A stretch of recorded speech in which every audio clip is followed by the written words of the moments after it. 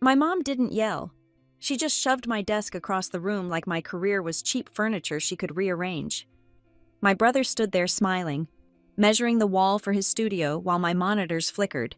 I said okay, because protesting would only make me the villain. So I packed and left. By sunrise, my phone was vibrating off the table. The second I disappeared, their whole world started collapsing. My name is Kayla Mitchell. I am 33 years old, and silence is the most expensive commodity I own. I work for a company called North Pine Risk Solutions. You have likely never heard of them, and if I am doing my job correctly, you never will. I deal in corporate disaster scenarios. I analyze data patterns that predict market crashes, supply chain failures, and internal embezzlement schemes. My work requires a dedicated server connection, 2 encrypted hard drives, and absolute, unbroken concentration. A single decimal point misplaced in my line of work does not just mean a bad grade, it means millions of dollars in liability. For the last 8 months, since I moved back into my childhood home to save for a down payment in this impossible housing market, I have operated out of the upstairs spare room. It was not much, just a 10 by 10 box with beige carpet that smelled faintly of old cedar. But I had transformed it. I bought the desk. It was a heavy, standing-capable oak slab that cost me $800. I bought the dual 27-inch 4K monitors so I could run spreadsheets alongside live data feeds. I bought the acoustic foam panels lining the north wall to dampen the sound of the neighborhood traffic. I paid for the upgraded fiber optic internet package that ran into the house, a bill that was roughly $120 a month. I paid for the router. I paid for the electricity that powered it all. That room was not just a room, it was my cockpit. It was the engine that generated the money that paid for the groceries in the fridge downstairs and the gas in my mother's car. And on Tuesday night, at 7:15 in the evening, my mother decided to evict me from it. She did not knock. Deborah does not believe in knocking because she believes privacy is a barrier to family intimacy. She walked in while I was in the middle of a deep dive analysis on a logistics firm in Chicago. I had my noise-canceling headphones on, but I felt the vibration of her footsteps. I slid one ear cup off. "Mom, I'm working. I have a deadline at—" "We need to move this," she said. She did not wait for a response. She did not ask. She walked straight to the side of my $800 desk, planted her feet, and shoved. The sound was hideous. It was the screech of heavy metal legs dragging across hardwood that had lost its finish years ago. My coffee mug rattled violently, sending a wave of lukewarm hazelnut roast over the rim and onto my coaster. My monitors wobbled like skyscrapers in an earthquake.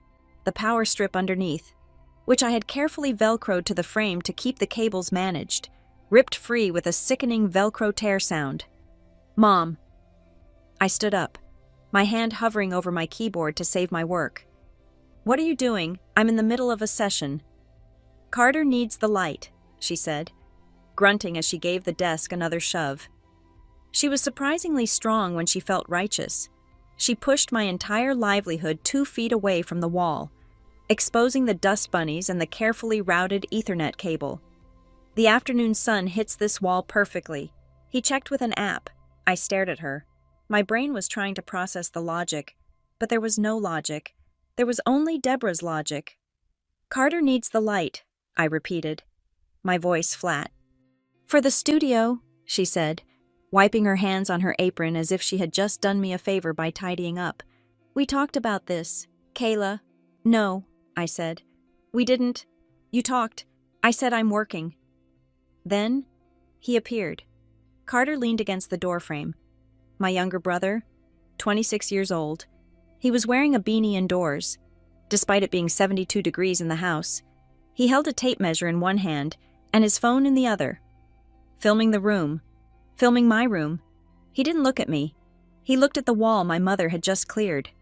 "Yeah," Carter said, nodding to himself. "If we put the acoustic tiles in a checkerboard pattern there, the reverb will be sick, and the RGB strips can run along the molding." He stepped into the room, stepping over my laptop bag like it was trash on the sidewalk. He walked up to my desk, my workspace, where confidential client data was currently minimized on the screen, and tapped the monitor bezel with his knuckle.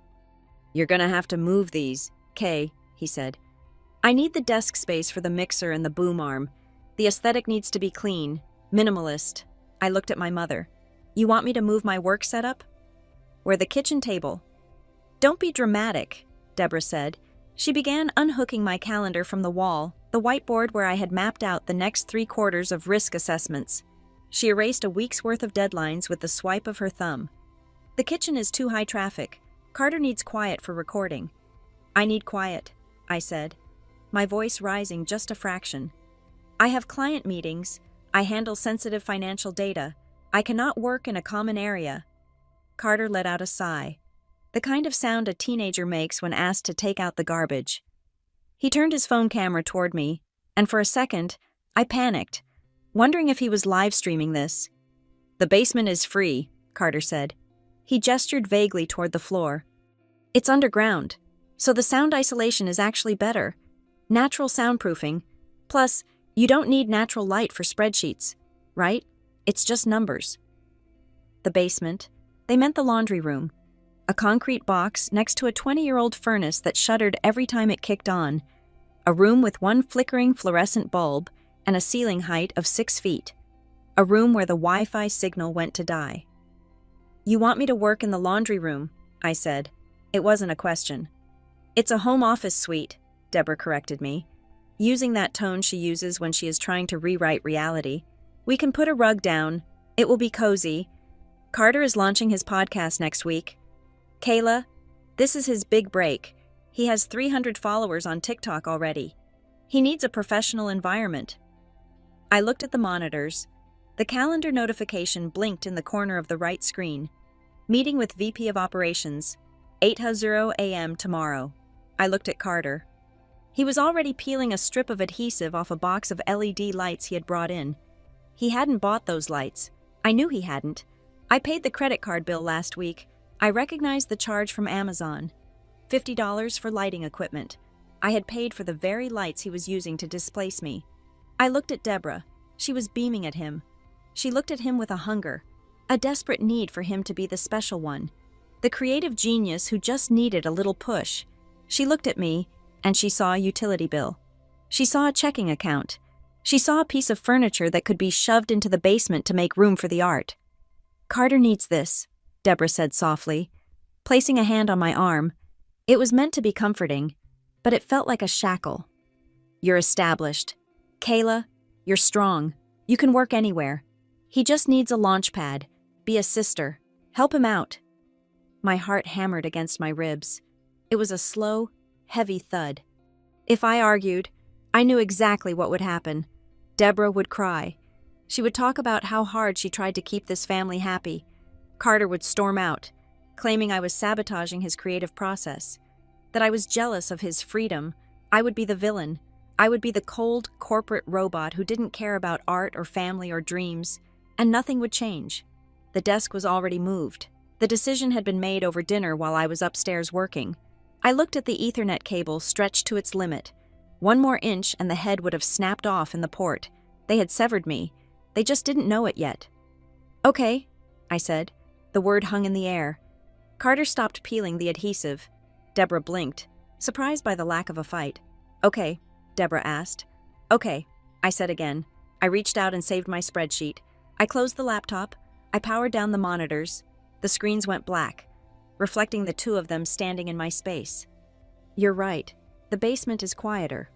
See? Carter grinned, clapping his hands together. I told you she'd get it. Thanks, Kay. You won't regret this. When I'm sponsored by energy drink companies, I'll buy you a new, whatever it is you do. Yeah, I said. Sure. I unplugged the surge protector. I began coiling the thick power cables. I didn't unplug the monitors or the heavy equipment yet. I just took my laptop, my external encrypted hard drive, and my physical notebook. I'll move the big stuff tomorrow, I lied. I'll set up downstairs tonight. Perfect, Deborah said. She was already mentally measuring the windows for blackout curtains. I'll help you carry the laundry baskets out of the way later. Don't worry about it, I said. I've got it. I walked out of the room. I walked down the hallway, past the family photos where Carter was always in the center, and I was always slightly out of focus or holding the bags. I walked into my bedroom, the small guest room I slept in, and I closed the door. I turned the lock. The click sounded like a gunshot in the quiet house. I did not go to the basement. I did not move laundry baskets. I sat on the edge of my bed and opened my laptop. My hands were shaking, not from sadness, but from a cold, crystalline rage. It was the kind of anger that clarifies things. It burned away the guilt. It burned away the obligation. It burned away the years of telling myself that this is just what families do. They had not just moved a desk. They had endangered my contract. They had disrespected my profession. They had taken the roof I paid for and told me I belonged in the foundation. I opened my backpack. I packed my passport. I packed my birth certificate. I packed the Social Security card I kept in the fireproof lockbox under the bed. I packed the backup drive containing 5 years of tax returns. I looked around the room. I didn't need the clothes in the closet. I didn't need the old books. I needed the tech, and I needed the documents. Everything else was just stuff. I opened a new incognito window on my browser. I didn't want the history to sync to the family iPad downstairs. I typed in furnished rentals, immediate move-in. I had looked at these apps 100 times in the last 6 months. I had countless saved searches for apartments in the city, nice places with floor-to-ceiling windows and security concierges. I had never clicked apply because of the guilt, because Deborah would say I was abandoning her, because Carter would say I was too good for them, because I was saving money to help the family. I looked at the price of a studio apartment in the Westbridge district. $2,400 a month. It was expensive. It was steep. But then I thought about the basement. I thought about the damp concrete. I thought about Carter sitting in my chair, adjusting my height settings, speaking into a microphone I bought, under lights I paid for, talking about how hard his hustle was. I clicked apply now. I filled out the forms with a speed that came from muscle memory. I uploaded my proof of income, my very substantial proof of income that my family seemed to think appeared by magic. Credit check approved. Security deposit required $2,400. First month's rent required $2,400. $4,800. I transferred the money from my savings account, the account Deborah thought was empty because I told her things were tight last month, so I wouldn't have to buy Carter a new gaming console. Transaction complete. Key code will be emailed upon arrival. I sat back. The digital clock on my nightstand read 10:45 p.m. Downstairs, I could hear the muffled sound of voices. They were laughing. Carter was probably explaining his vision for the studio. Deborah was probably making him a sandwich. They were happy. They had won. They had reclaimed the space. They had put Kayla back in her box. I zipped up my backpack. It was heavy, dense with the weight of my real life. I laid down on the bed, fully dressed. I wasn't going to sleep. I was waiting for the sun. I was waiting for the silence to be absolute. I wasn't just moving out. I was disappearing. And when the sun came up, and the internet bill that was in my name didn't get paid, and the fridge didn't magically restock itself, and the studio went dark because the power was in my name too, they would realize that the furniture they just shoved into the basement was the only thing holding the house up. I closed my eyes and listened to the house settle. Okay, I thought. You want the room? You can have the room. You can have the whole damn house. Lying in the dark, waiting for the sun to rise, gives you a lot of time to think about how you got there. You do not end up locked in your childhood bedroom at 33, plotting a tactical retreat from your own family. Because of one bad night, you end up there because of 1,000 small cuts that you pretended did not bleed. I stared at the ceiling fan, a fixture that had been wobbling since 1999, and I thought about the architecture of my family. It was built on a very specific foundation. I was the load-bearing wall, and Carter was the decoration. It started when we were kids. It was subtle. The way erosion is subtle until the cliff face falls off. I was the easy child. I was the one who did my homework without being asked. I was the one who packed my own lunch because Deborah was too tired. I was the one who understood that money was finite. I remember the day I got my full scholarship letter for university. It was a state school, sensible, with a good economics program. I had worked for 4 years to get those grades, staying up until 2 in the morning, terrified of being average. I put the letter on the kitchen counter. Deborah came home, read it, and smiled. She said, "That is good. Kayla, That is one less thing for me to worry about. That was it. I was a problem solved. I was a bill that did not need to be paid. 2 days later, Carter, who was 15 at the time, drew a charcoal sketch of the neighbor's dog. It was decent, not great, but decent. Deborah framed it. She hung it in the hallway. She posted it on Facebook with a caption that read, "My son's soul is so deep. He sees the world differently. We have a true artist in the house." She took him out for ice cream to celebrate his vision. I stayed home and filled out my student loan paperwork for the costs the scholarship did not cover. I did not hate him for it then. I just accepted the roles. I was the sturdy oak. He was the orchid. Oaks do not need watering. Orchids die if the room is 2 degrees too cold. The real trouble started 8 months ago. I moved back home because the economy felt like it was trying to strangle me. My rent in the city had gone up by 40% in a single year. I was making good money at North Pine, but I was watching my savings stagnate. I made a logical, calculated decision. I would move back into the empty nest, pay Deborah a modest rent which would help her. Since Dad had been gone for years, and I would save for a down payment on a condo, it was supposed to be a symbiotic arrangement. 6 months, maybe a year, a business transaction between adults who loved each other. But the moment I carried my boxes over the threshold, the dynamic shifted. I reverted to being the daughter, and they reverted to being the dependents. It began with the utilities. The first month I was back, the electricity bill was high. It was July, and the air conditioning was running hard. Deborah sighed loudly while looking at the paper bill on the counter. She rubbed her temples. She talked about how her part-time job at the library did not pay enough to cover the surge pricing. "I'll get this one," I said. It was $240. I paid it without blinking. It felt like the right thing to do. I was living there, after all. But the next month, the bill came, and she just left it on my placemat at the dinner table.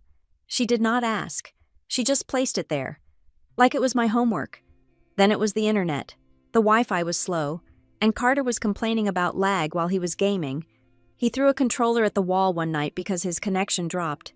Deborah looked at me with those pleading eyes. "You need good internet for work, right?" she asked. So, I upgraded the plan. I put it on my auto-pay, $120 a month. Carter stopped screaming at the television, so I told myself it was the price of peace. Then it was the streaming services. I came downstairs one evening to find Carter trying to log into HBO. "We don't have this?" he asked, looking at me like I had failed to stock the fridge with milk. "I have an account," I said.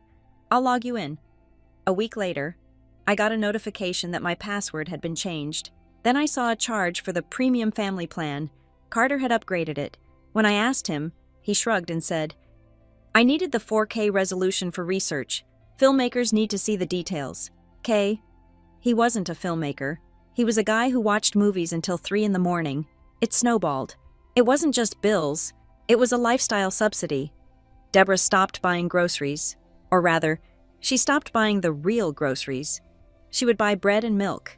But if we wanted dinner, she would say, "I am just so exhausted today." That was my cue. I would open the delivery app. I would order Thai food, or pizza, or sushi, for 3 people. $60 here, $80 there.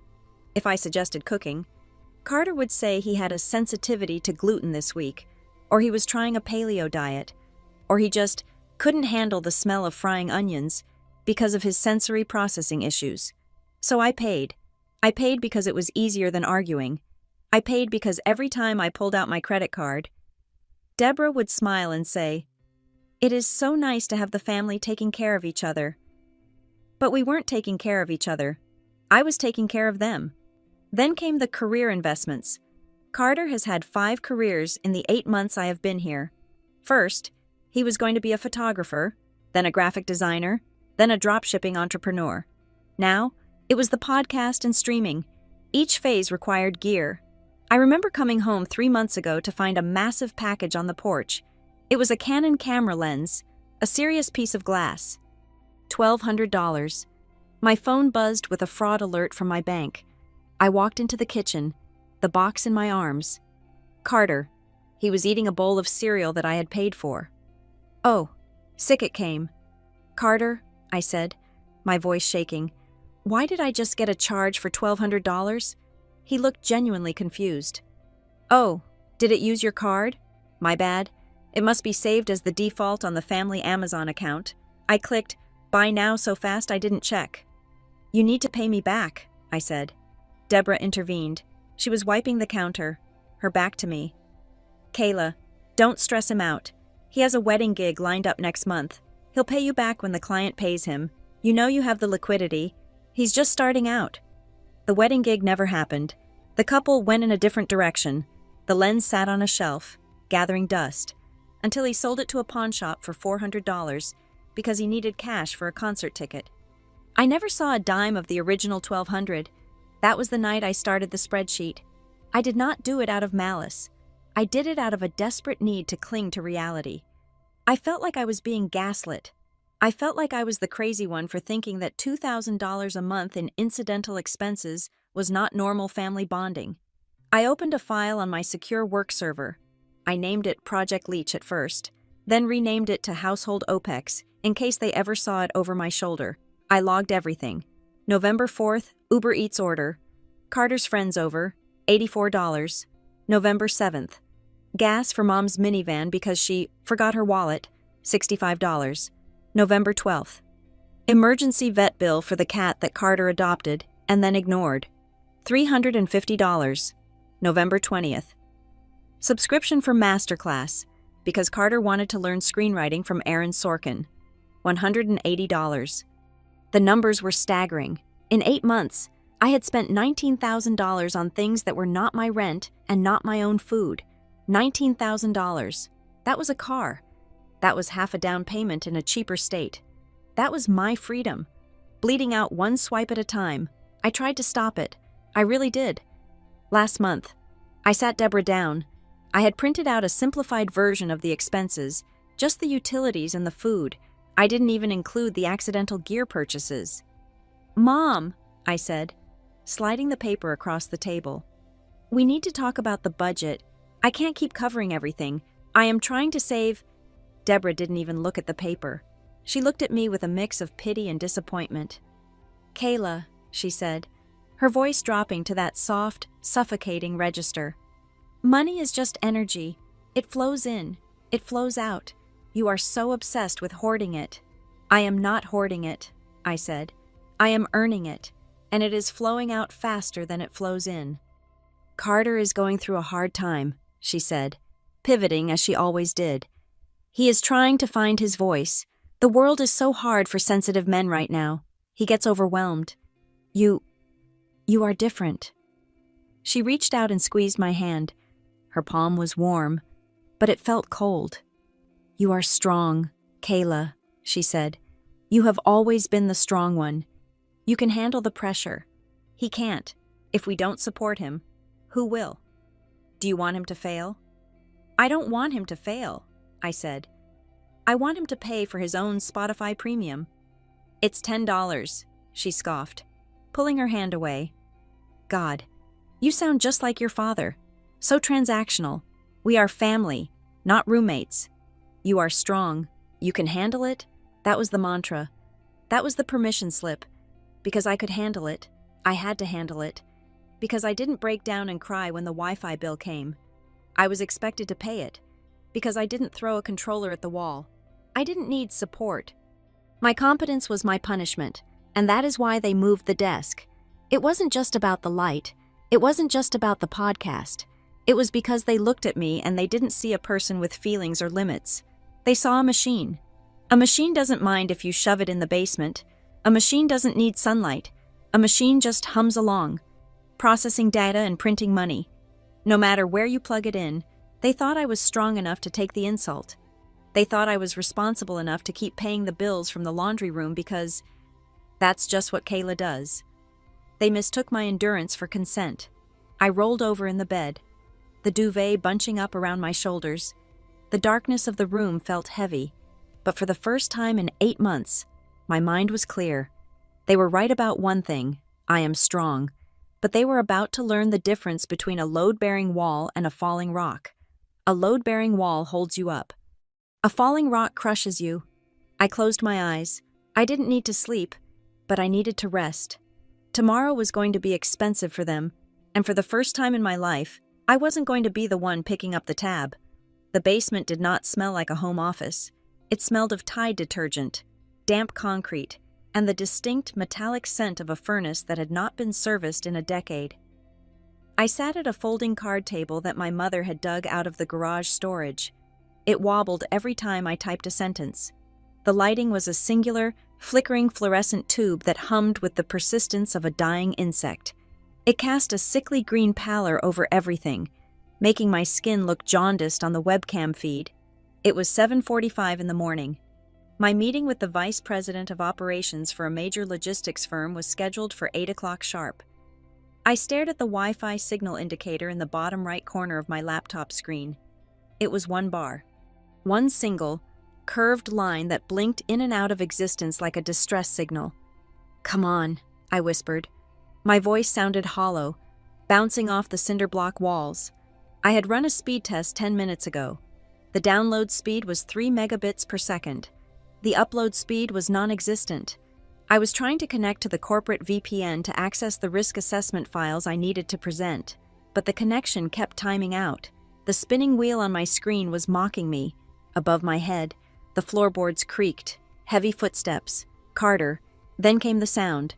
It started as a rhythmic thumping, a bass line that vibrated down through the wooden beams and settled into my teeth. Thump, thump, thump, thump. He was testing his intro music. Again, I reached for my phone and texted Deborah.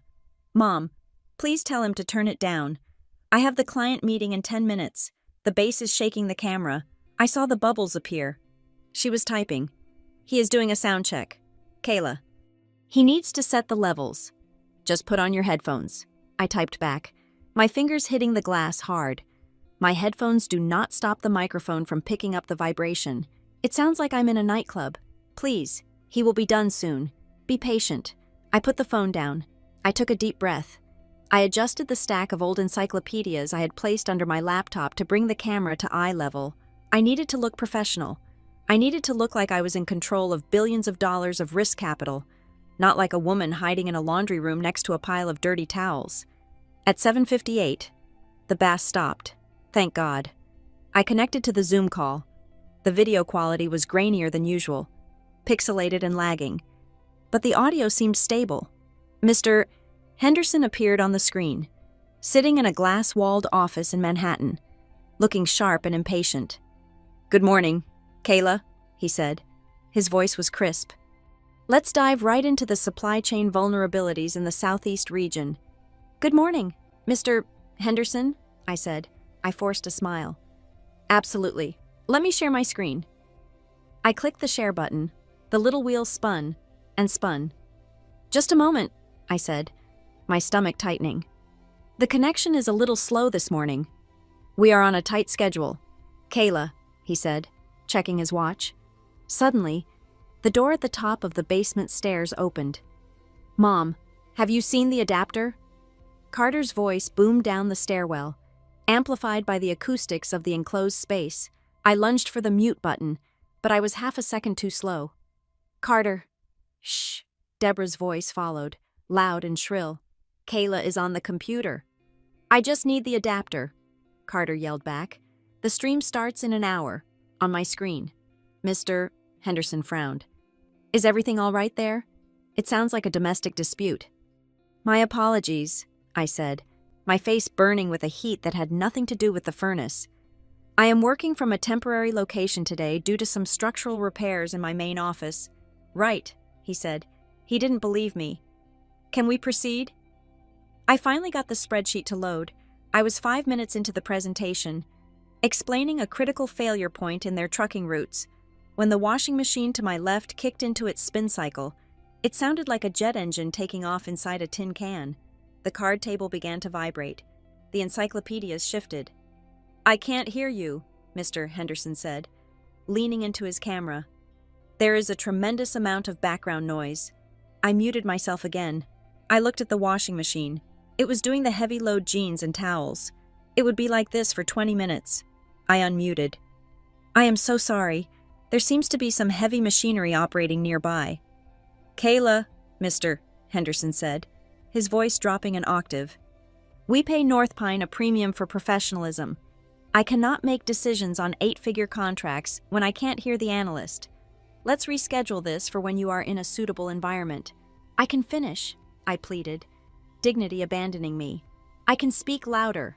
"Reschedule," he said firmly. "Send me the dates." The screen went black. I sat there in the silence of the basement, accompanied only by the violent thrashing of the washing machine. I had never been dismissed from a client meeting in my life. Never. I closed the laptop. I didn't slam it. I closed it with a gentle, terrifying precision. I needed to sit back. I needed to lean back and close my eyes and count to 10. I reached behind me, expecting to feel the mesh support of my ergonomic chair. My hand met air. I turned around. I had been so focused on the internet and the table setup that I hadn't fully registered what I was sitting on until that moment. It was a metal folding chair. Beige, cold, hard. My chair. The Herman Miller Aeron that I had bought, refurbished for $600 3 years ago. The chair that saved my back during 12-hour shifts was not there. I stood up. I looked around the chaotic storage space of the basement. Old holiday decorations, broken suitcases, my father's old toolbox, no chair. I unplugged my laptop. I put it under my arm. I walked up the wooden stairs, my footsteps silent on the treads. I walked into the kitchen. The sun was streaming in through the sliding glass doors, illuminating the dust motes dancing in the air. It was a beautiful, cheerful morning upstairs. The contrast made me feel nauseous. Deborah was at the stove, scrambling eggs. Carter was at the kitchen table, unboxing a new sound mixer. The packaging was spread everywhere. "How was the meeting?" Deborah asked, without turning around. Her tone was light, breezy, as if she hadn't just sabotaged my career. "Did you manage with the noise?" I told Carter to keep it down. "But you know how creative energy is." "Where is my chair?" I asked. My voice was quiet. It wasn't the voice of a daughter. It was the voice of an auditor finding a discrepancy. Deborah paused with the spatula in midair. Carter didn't look up from his instruction manual. "What chair?" Deborah asked. "My office chair," I said. "The black mesh one. The one that was in my office upstairs. It's not in the basement." "Oh," Deborah said. She turned around, wiping her hands on her apron. She had that look on her face, the one she used when she broke a plate and hid the pieces in the trash. A mix of guilt and defiance. "Where is it?" I repeated. Carter finally looked up. He adjusted his beanie. "We sold it." The world seemed to tilt on its axis for a second. "You sold it," I repeated. The words felt like foreign objects in my mouth. "Yeah, last night," Carter said, gesturing to the mixer on the table. "I needed the cash for the Rodecaster Pro. This thing is essential for the audio ducking. The guy came and picked the chair up at like 10 p.m., got $300 for it. Quick sale. $300. It was worth double that." I looked at Deborah. I was waiting for her to scold him. I was waiting for her to say, "Oh my God, Carter, you can't sell your sister's furniture." Instead, Deborah shrugged. "It's just a chair. Kayla," she said. She turned back to the eggs. "You're young. You have a good back. You can sit on anything. Carter has to sit for hours doing his editing. He needs professional equipment to change his life. We have to prioritize." "It wasn't yours to sell," I said. "It was in the house," Deborah said, as if that explained everything. "We are a family. We share resources. When you move on to your big corporate office downtown or wherever, you won't need it. Carter is building something here." "I bought it," I said. "With my money." "And you live under my roof," Deborah snapped, the breeze gone from her voice. She slammed the spatula down on the counter. "I don't charge you market rent. Do I think of it as a contribution? God, you are so materialistic. It is just a thing. Your brother is trying to build a future." "Downstairs is quieter anyway," Carter mumbled, plugging a cable into his new toy. "You don't need a fancy chair to look at spreadsheets. Nobody sees you." "My client sees me," I said. "Or he did, before he ended the meeting because of the washing machine." "Well, that's not my fault," Carter said defensively. "I didn't turn the washer on." I looked at them, really looked at them. They weren't evil. That would be easier. They were just aggressively, terminally entitled. They had rewritten the narrative of our lives so thoroughly that in their version, I was the villain for wanting to keep my own property. In their version, stripping me of my tools was a noble sacrifice for Carter's imaginary stardom. I pulled out my phone. I opened my banking app. I opened the spreadsheet I had updated the night before. I scrolled to the bottom. $24,312. That was the total. That was the cost of being Deborah's daughter and Carter's sister for the last 8 months, including the chair. So, I said, the single word cut through the smell of frying eggs. They both looked at me. There was something in my tone that made Deborah stop scraping the pan. It was the absence of emotion. So, I said again, everything I buy, everything I pay for, if it is in this house, it belongs to the family. Is that the rule? Don't be dramatic, Deborah scoffed, but she shifted her weight uneasily. It's not about ownership. It's about helping who needs it most. You have so much. Kayla, Carter has nothing. Why are you so stinging? Yeah, Carter laughed.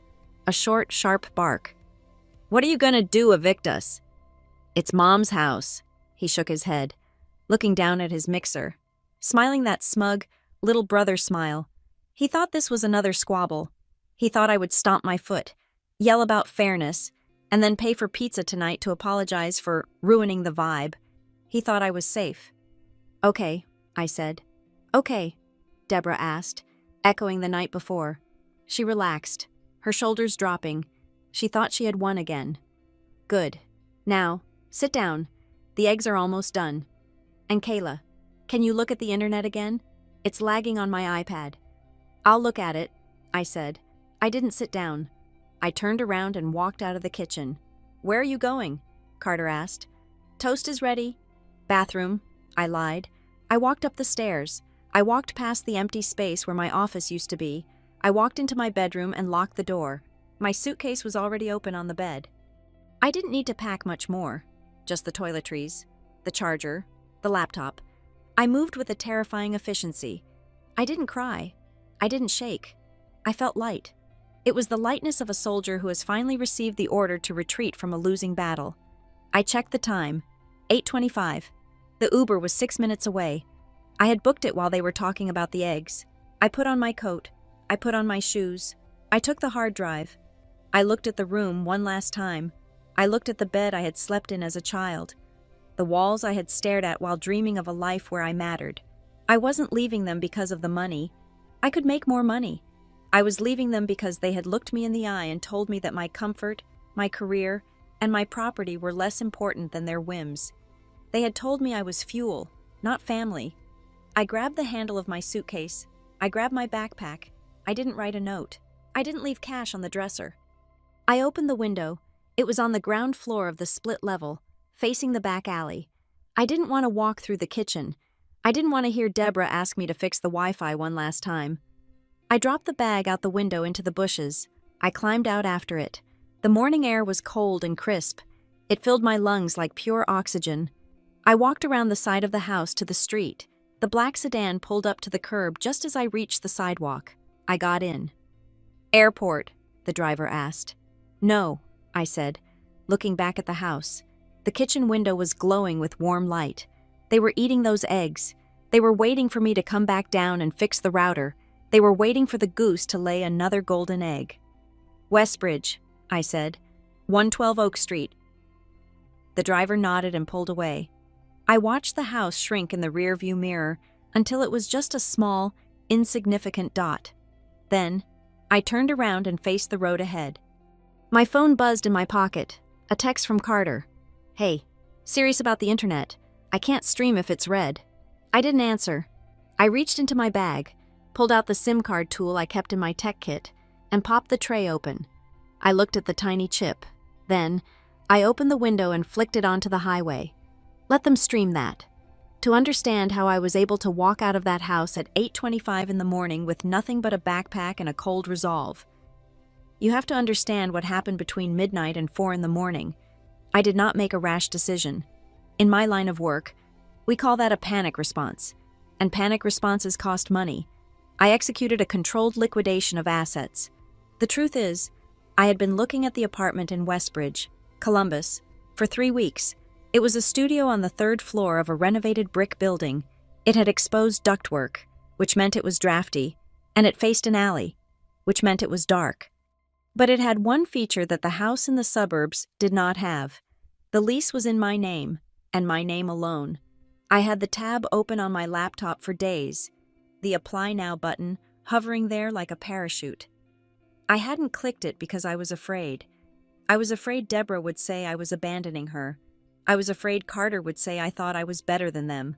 I was afraid of the guilt, that heavy, wet blanket they had spent 30 years weaving around me. But after the desk shove, the fear evaporated. It was replaced by a clarity so sharp it felt like ice water in my veins. At 12:15 in the morning, while the house slept, I signed the lease digitally. I watched the processing icon spin, approved.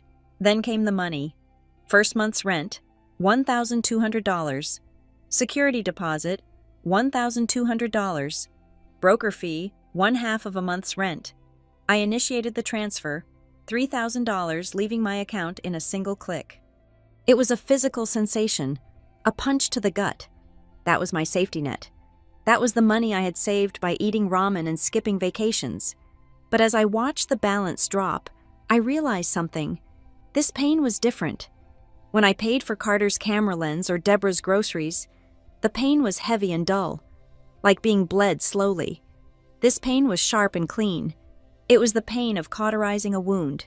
It hurt, but it stopped the bleeding. Then, the extraction began. I moved around my room with the silence of a thief. I didn't pack clothes. Clothes are heavy, and clothes can be replaced. I packed the data. I took the physical files from the bottom drawer, my birth certificate, my passport, the title to my car which I had sold last year, but I kept the record and my social security card.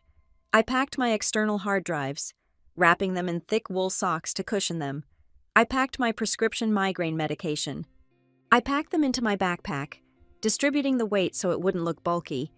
Then, I sat back down at my laptop and opened the Project Leech spreadsheet.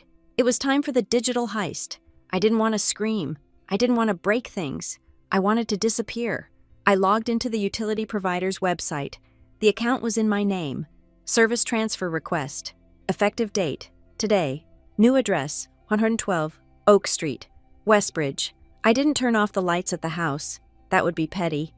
I simply removed my billing information and transferred the service responsibilities.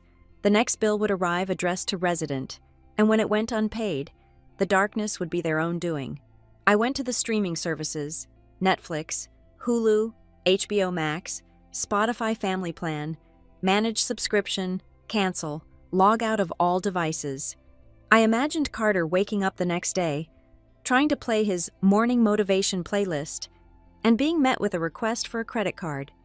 It was a small, petty thought, but it nourished me. Then, I went to Amazon. This was the big one. My card was the default payment method. It had been for years because it was easier. I deleted the card.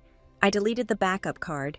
I enabled two-factor authentication, linking it to an authenticator app on my phone, not my phone number, so they couldn't use the forgot password text message to get back in. I was about to close the tab when I saw it. A new email in my promotions folder that I usually ignored. It had come in at 4:30 that afternoon. Confirmation of your payment plan with Affirm. I frowned. I hadn't bought anything on an installment plan. I paid for everything up front. Debt makes me itchy. I opened the email. Thank you for your purchase from Sweetwater Sound. Item Rodecaster Pro 2. Integrated audio production studio. Total financed, $700. Monthly payment, $58 for 12 months. I clicked the details. The billing address was the house. The name on the loan was Kayla Mitchell. I stopped breathing for a moment. Carter hadn't just used my card to buy the mixer.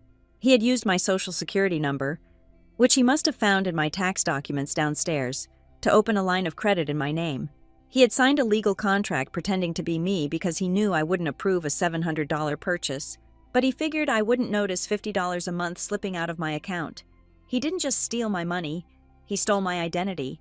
I didn't scream.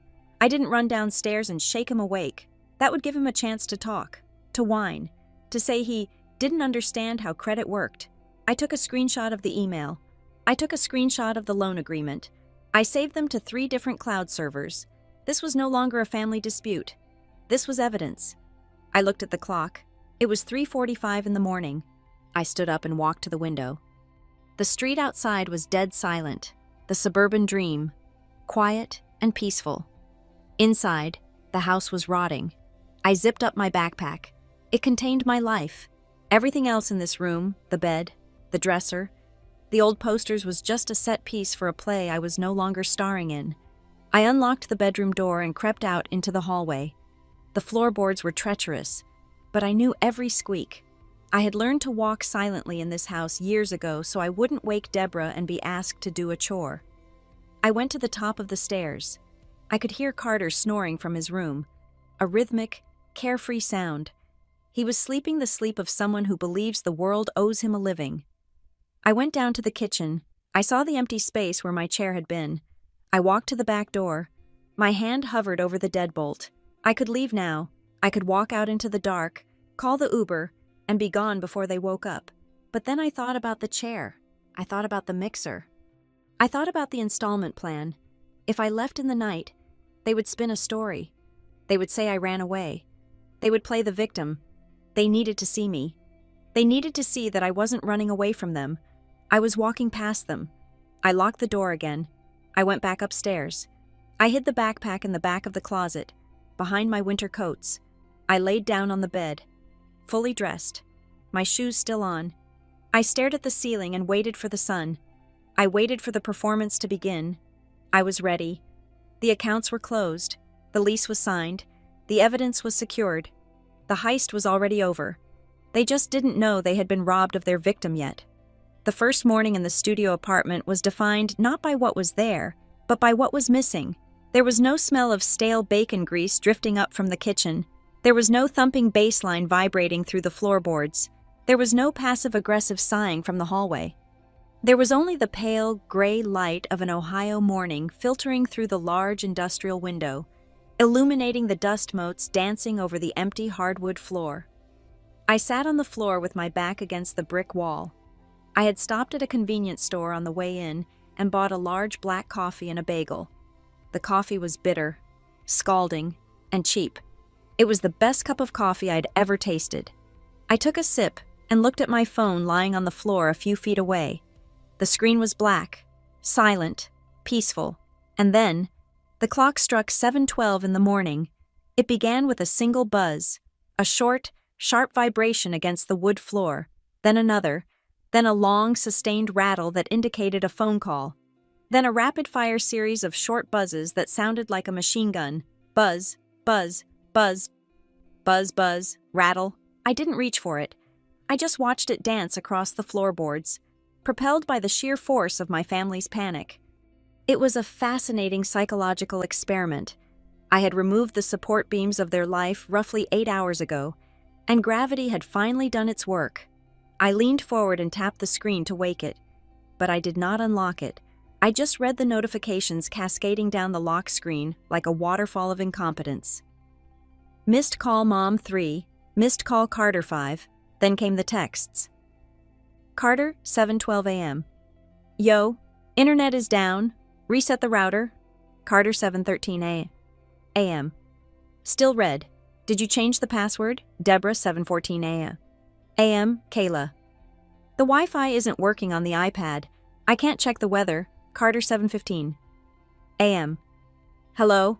I have the collab with J-Dog in 2 hours. I need to prep. Fix it. Carter, 7:16 a.m. Bro, are you sleeping? Wake up. I took another bite of my bagel. It was dense and chewy. I chewed slowly, savoring the texture. In the old life, the life that ended last night, I would have been sprinting down the stairs by now. I would have been on the phone with the service provider, apologizing to Carter, resetting the modem, and absorbing their stress as if it were my own. I would have been the frantic technician keeping their reality operational. Here, in Westbridge, I was just a woman eating breakfast. The phone rattled again. Another call from Carter. I let it go to voicemail. A new notification popped up. This one was from the internet service provider, forwarded automatically to my email because my mother still didn't understand how to unlink accounts. Service alert primary payment method declined. Account ownership transfer pending acceptance. Service suspended. I smiled. A small, cold smile. I hadn't turned off the internet.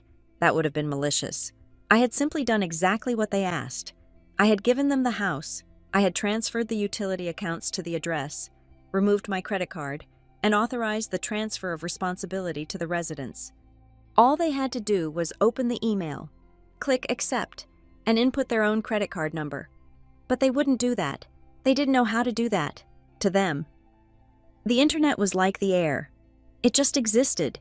They didn't understand that air required a subscription fee of $120 a month. The tone of the messages began to shift. The confusion was curdling into anger. Deborah, 7:25 a.m. I just found the note from the electric company. It says the auto pay is canceled. Kayla, what is going on? Why are you doing this? Carter, 7:28 a.m. WTF, my login for Adobe isn't working. It says, subscription expired. I have a project file locked in there. Carter, 7:30 a.m. Pick up the phone. I finished my coffee. I stood up and stretched.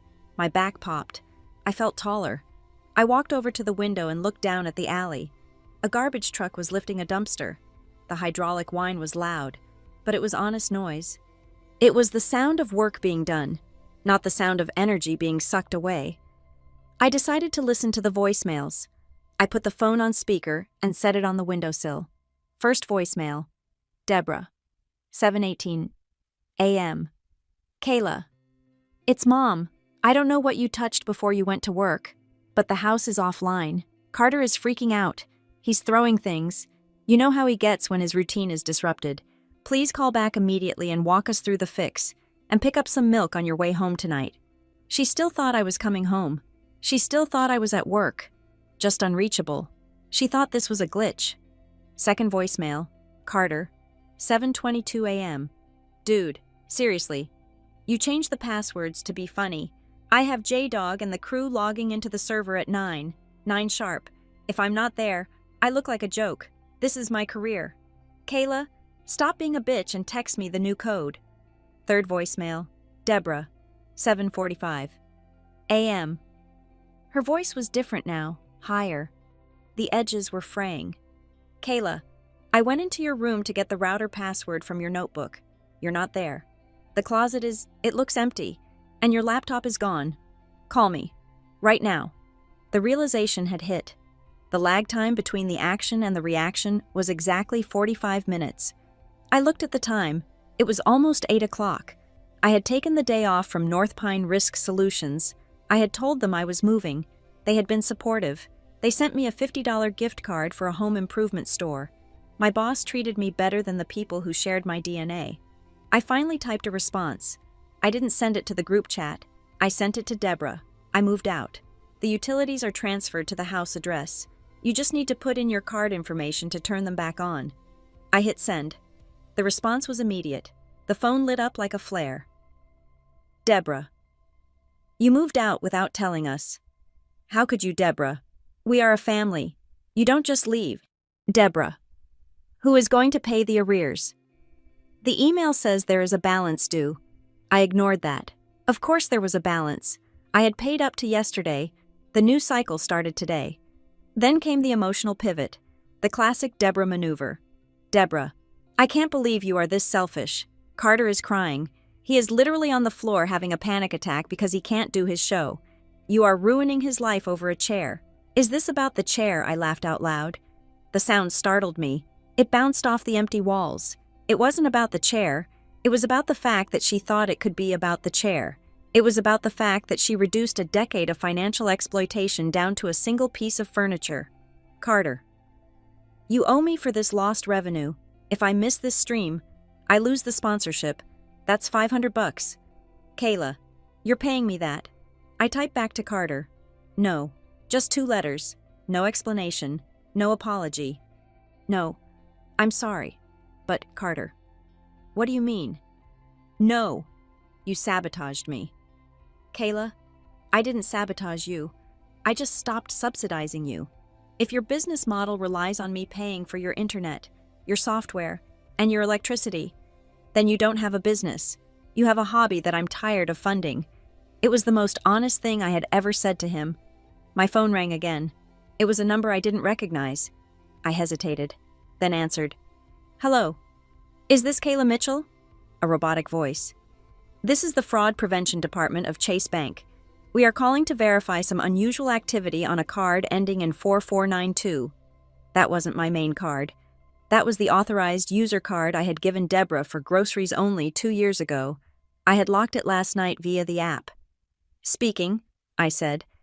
We show a declined transaction for $350 at Pro Audio Warehouse attempted at 7:55 a.m. Was this you? I closed my eyes and shook my head. Carter. He must have stolen Mom's wallet the second the internet went down, trying to buy a mobile hotspot or new gear to salvage his stream, thinking her card would still work. No, I said clearly. That was not me. I did not authorize that charge. Thank you. We will keep the card locked and issue a new one to the primary address on file. Actually, I said, please cancel the card entirely and remove that authorized user. Done. Have a nice day. Ms. Mitchell? I hung up. The texts were coming in faster now. A slurry of desperation and venom. Deborah. The card didn't work. Carter needs equipment to stream from the library. Why is the card declined? Deborah Kayla.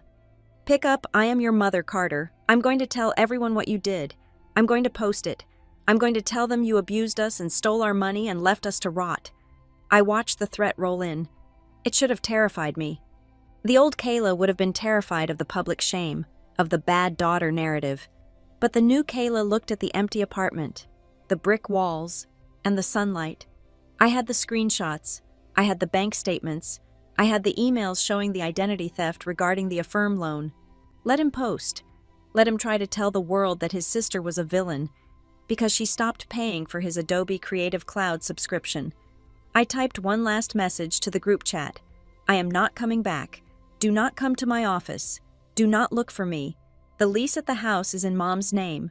The bills are now in your names. Welcome to the real world. Then, I did something I should have done years ago. I went into my settings. Block caller Mom. Block caller Carter. The vibration stopped. The screen went still. The silence that followed was heavy. But it wasn't empty. It was full of possibility. I looked at my watch. It was 8:15. The collab was supposed to start in 45 minutes.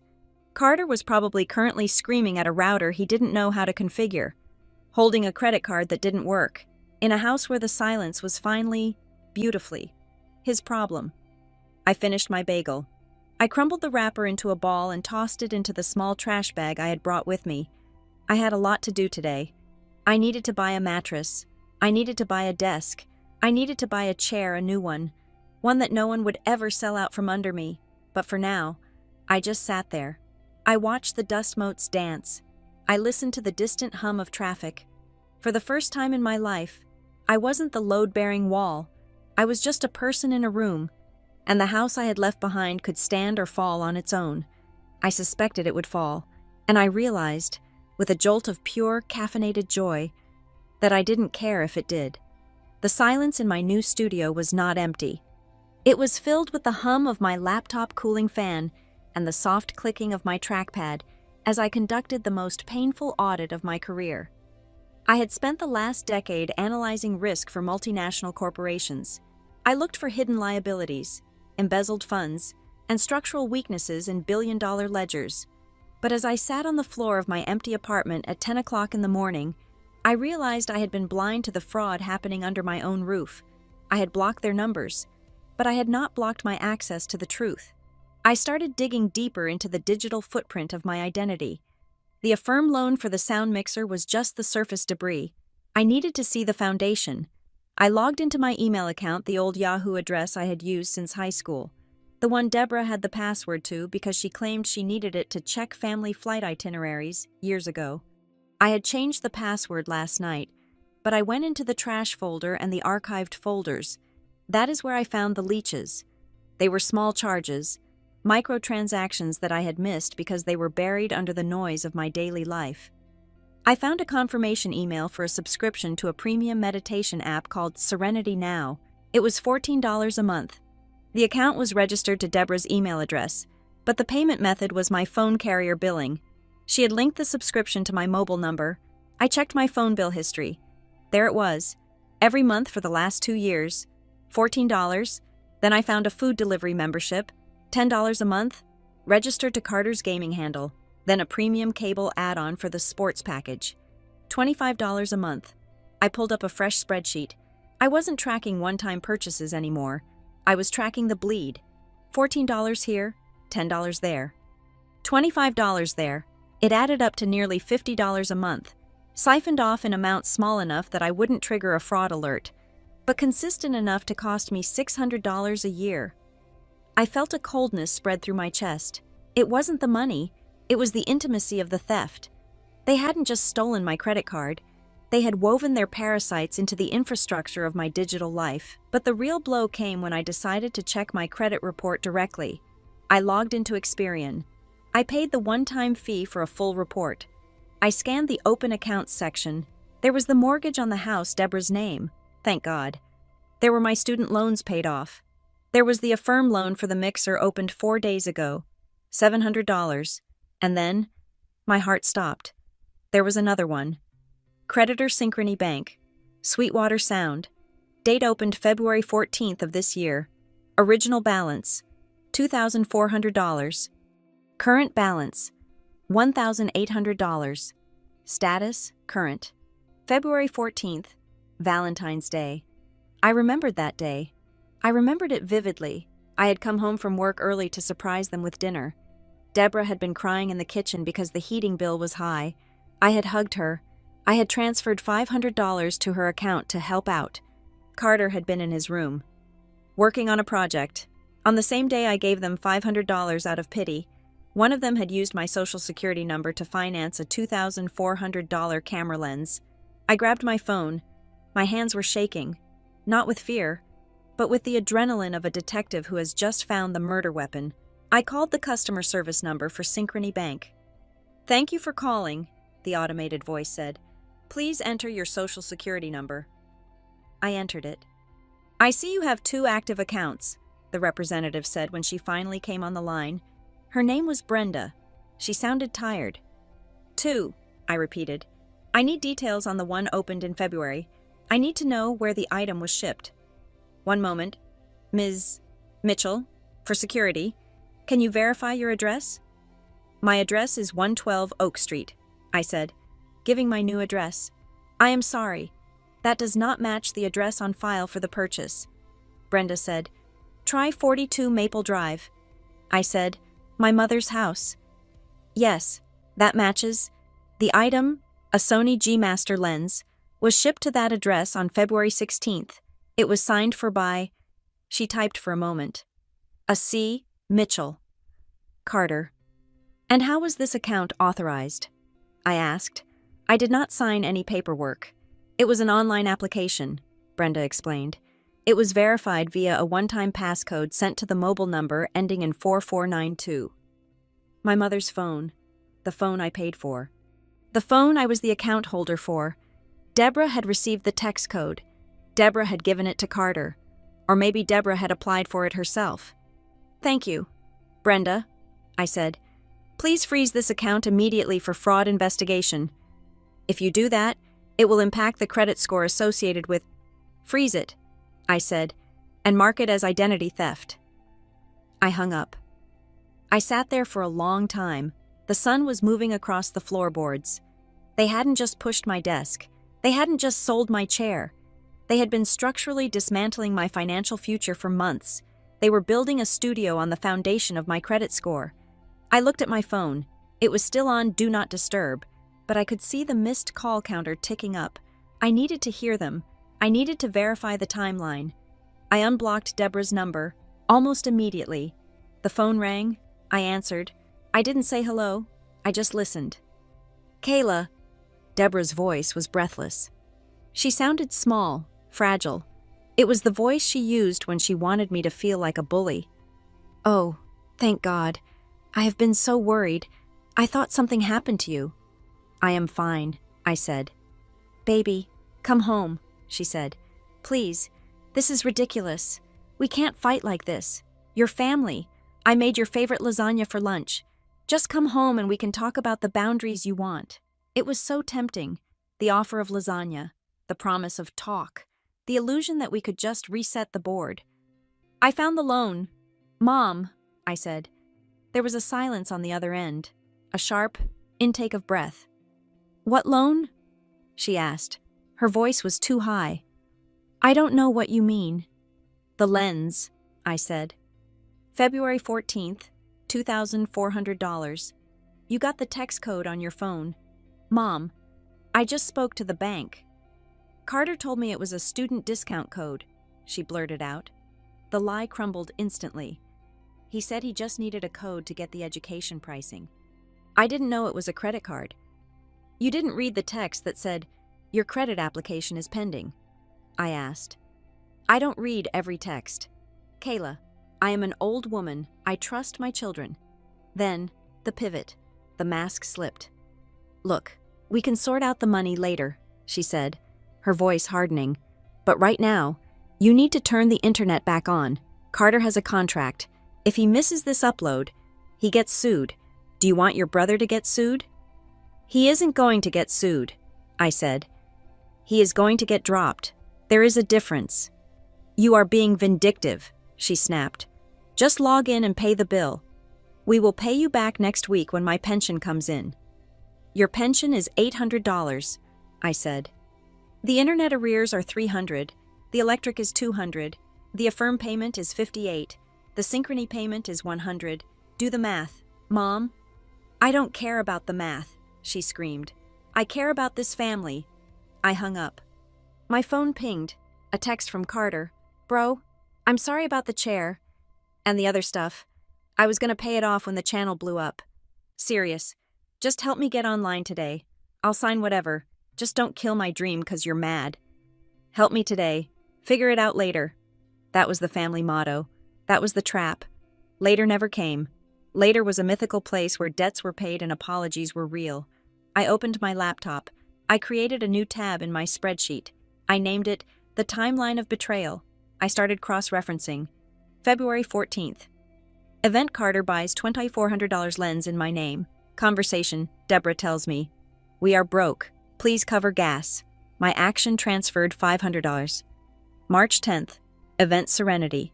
Now app renewal, 14. Conversation, Deborah asks why I don't visit more often. Yesterday event Carter sells my chair, $300. Conversation Carter tells me, downstairs is quieter. It was a map. A map of every time they had looked me in the face and lied while reaching into my pocket. I needed a second opinion. I needed to make sure I wasn't the crazy one. I called Sarah. Sarah was the senior risk analyst at North Pine. She was 40 years old, divorced twice, and had the emotional sentimentality of a shark. She was my mentor. Mitchell, she answered on the first ring. Why are you calling me on your day off? Did the move go south? The move is done, I said. But the audit is just starting.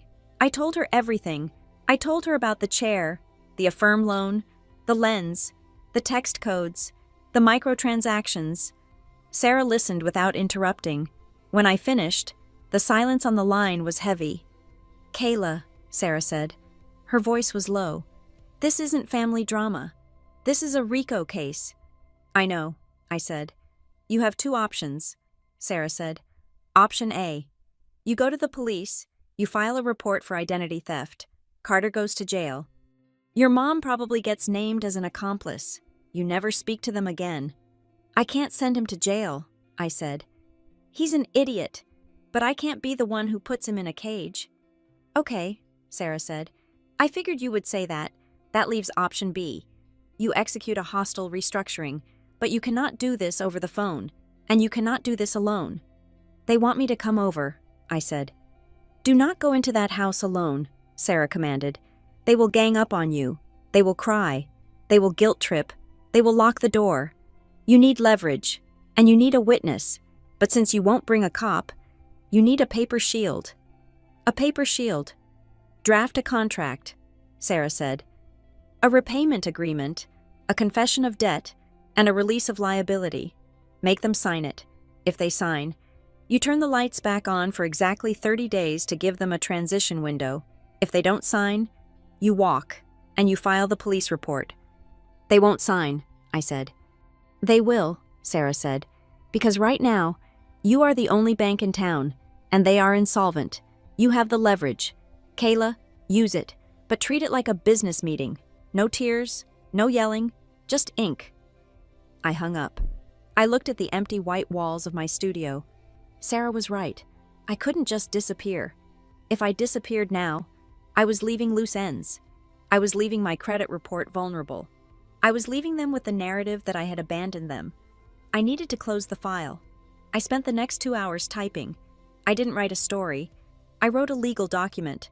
I used the templates from my work database. Acknowledgement of debt. Agreement to assume liability. Termination of financial support. I listed every item: the lens, the mixer, the camera, the back rent, the utilities. I added a clause at the bottom. Failure to adhere to this payment schedule will result in the immediate filing of formal police reports regarding the identity theft committed on February 14th and November 20th. It was a plea bargain. I was giving them a chance to plead guilty to me instead of a judge. I printed 2 copies on my portable printer. I put on my blazer. I put on my heels. I didn't dress like a daughter coming over for lasagna. I dressed like an auditor coming for a site visit. I texted Deborah one last time. I am coming over at 4 o'clock. Have Carter there. We are going to sign some papers. If you are not there, or if you start yelling, I leave, and I go straight to the precinct. I looked at the send button. I wasn't doing this to save them. I wasn't doing this to be a good sister. I was doing this to get my name off their ledger. I pressed send. The game was over. It was time to tally the score. I did not go to the house. Going to the house would have been a tactical error. The house was their territory. It was a place of soft cushions, sentimental magnets on the fridge, and the overpowering smell of the potpourri Deborah used to mask the scent of decaying maintenance. In the house, I was a daughter. In a neutral location, I was a counterparty. I texted Deborah. I will meet you at the Daily Grind on 4th Street. 4 o'clock. Be on time. She replied instantly. Okay. Honey, can't wait to see you. I'll bring your mail. She thought this was a reconciliation. She thought we were going to share a scone, cry a little, and then I would hand over my credit card information so Carter could upload his video. She thought the glitch was over. I arrived at 3:30. I chose a table in the back corner, far enough from the espresso machine to hear clearly, but visible enough to the rest of the patrons that they wouldn't dare cause a scene. I ordered a black coffee. I opened my laptop. I placed the 2 printed copies of the repayment agreement on the table. Face down, I placed the spreadsheet, printed on 11 by 17 paper for maximum visibility. Next to it, I waited.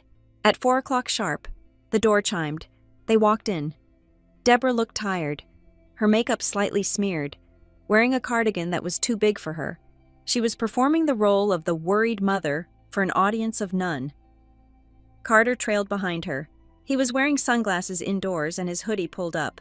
He looked like a celebrity trying to avoid paparazzi, despite being a 26-year-old man whose biggest audience was a room full of bots. They spotted me. Deborah's face lit up with a desperate, frantic hope. She rushed over, arms open. "Kayla!" she exclaimed, loud enough for the barista to look up. "Oh, thank God. You look tired. Are you eating?" I did not stand up. I did not hug her. I pointed to the chair opposite me. "Sit down, Mom." Deborah froze. The hug died in midair. She looked at my face, and for the first time, she seemed to register that the daughter who used to apologize for taking up space was not at this table. She sat. Carter slumped into the chair next to her, crossing his arms and staring at the ceiling. He tapped his foot against the table leg. Thump, thump, thump. "Carter," I said. "Stop tapping."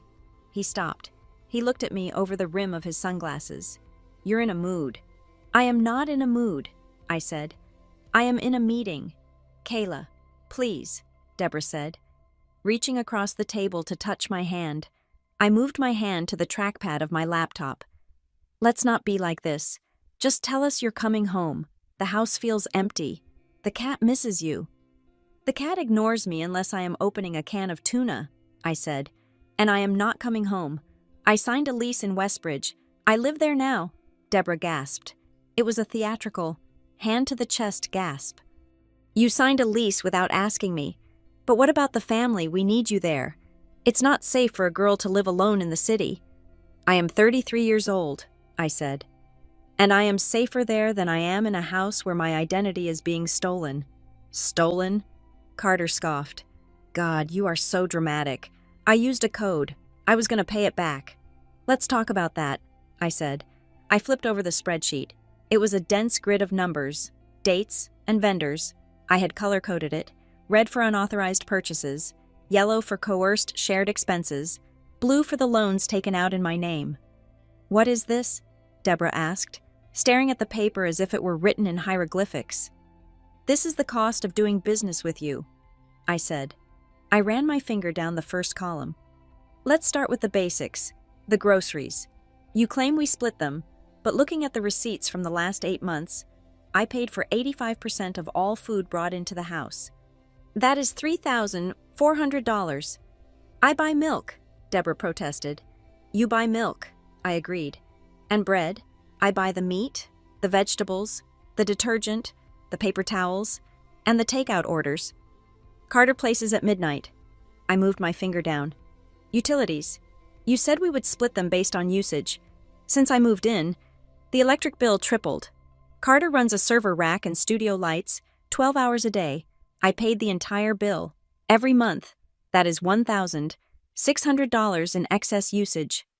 He is working, Deborah hissed, leaning in. He is building a career. He is playing video games and recording intro tracks that nobody listens to, I said. And he is doing it on my dime. I moved to the red section. And here we have the fraud, the camera lens, $2,400, the Affirm loan for the mixer, $700, the subscription services, the Uber Eats charges on my old card. I looked up. I locked eyes with Deborah. The total, I said, my voice steady and low, is $29,412 in 8 months. The number hung in the air between us, heavier than the smell of roasted coffee. Deborah stared at the paper. Her mouth opened slightly, but no sound came out. She blinked. She looked at the number again. She looked at the breakdown. She saw the dates. She saw the undeniable mathematical proof of her own negligence. No, she whispered. That can't be right. We borrow a little here and there. We help each other. I helped you, I corrected. You took from me. There is a difference. Carter finally took off his sunglasses. He looked at the spreadsheet, but he didn't look ashamed. He looked annoyed. He looked like a child who had been told he couldn't have dessert. So what? Carter spat. You have a good job. You make, 6 figures? This is pennies to you. Why are you counting pennies? It's pathetic. It is not pennies, I said. It is a down payment on a house. It is my retirement fund. It is my life. I reached into my bag and pulled out the contract. I slid 1 copy to Deborah and 1 copy to Carter. This is not a suggestion, I said. This is a settlement offer. Deborah picked up the paper. Her hands were shaking. What is this? It is a repayment agreement, I said, and a separation of assets. I listed the terms, ticking them off on my fingers. 1. I have already canceled all auto payments linked to my accounts. You have 48 hours to put the utilities in your own names. If the lights go out, that is on you. 2.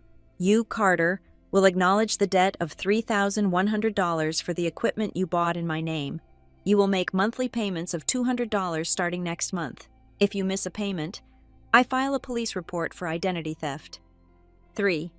No one in that house is authorized to use my name, my social security number, or my credit profile for anything, ever again.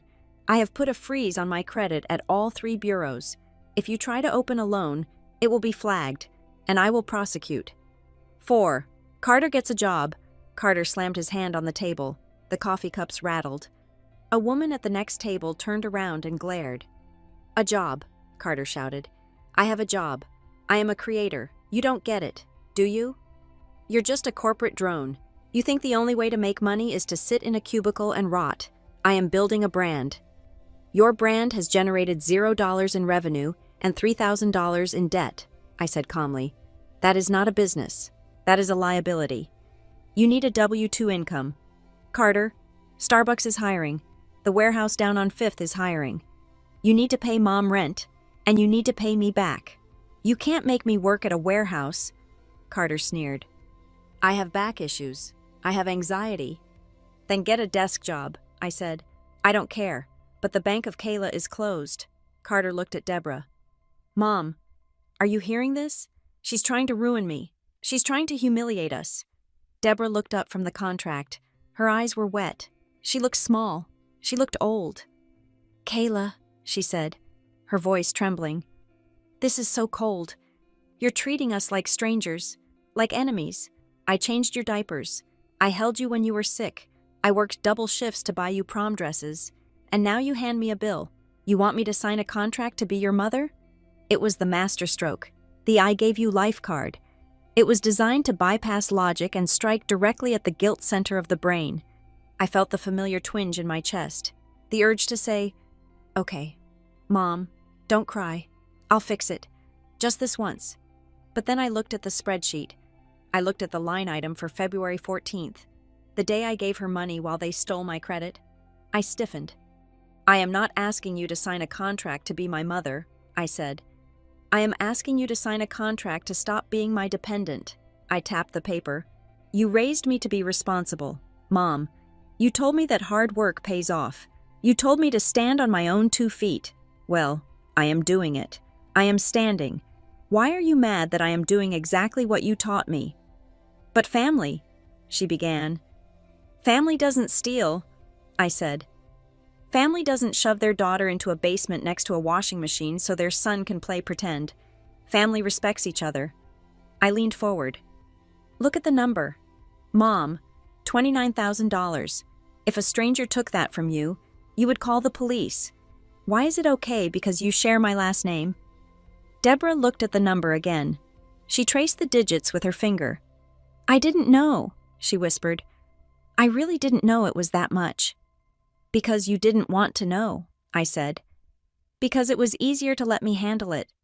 But I am done handling it. I took a pen out of my bag. I clicked it. I set it down on top of the contract. Sign it, I said. If you sign it, I will pay the internet bill for this month to give you time to switch it over. I will not file the police report for the loans. We can keep this civil. And if we don't, Carter challenged, what are you gonna do? Sue your own mom? I won't have to, I said, looking at him. The creditors will do it for me. I'll just report the fraud. The bank goes after you. Carter, not me. And federal fraud charges look really bad on an influencer's resume. Carter went pale. He knew I was right. He knew enough about the world to know that banks didn't care about his creative process. Deborah picked up the pen. Her hand was shaking so badly she could barely hold it.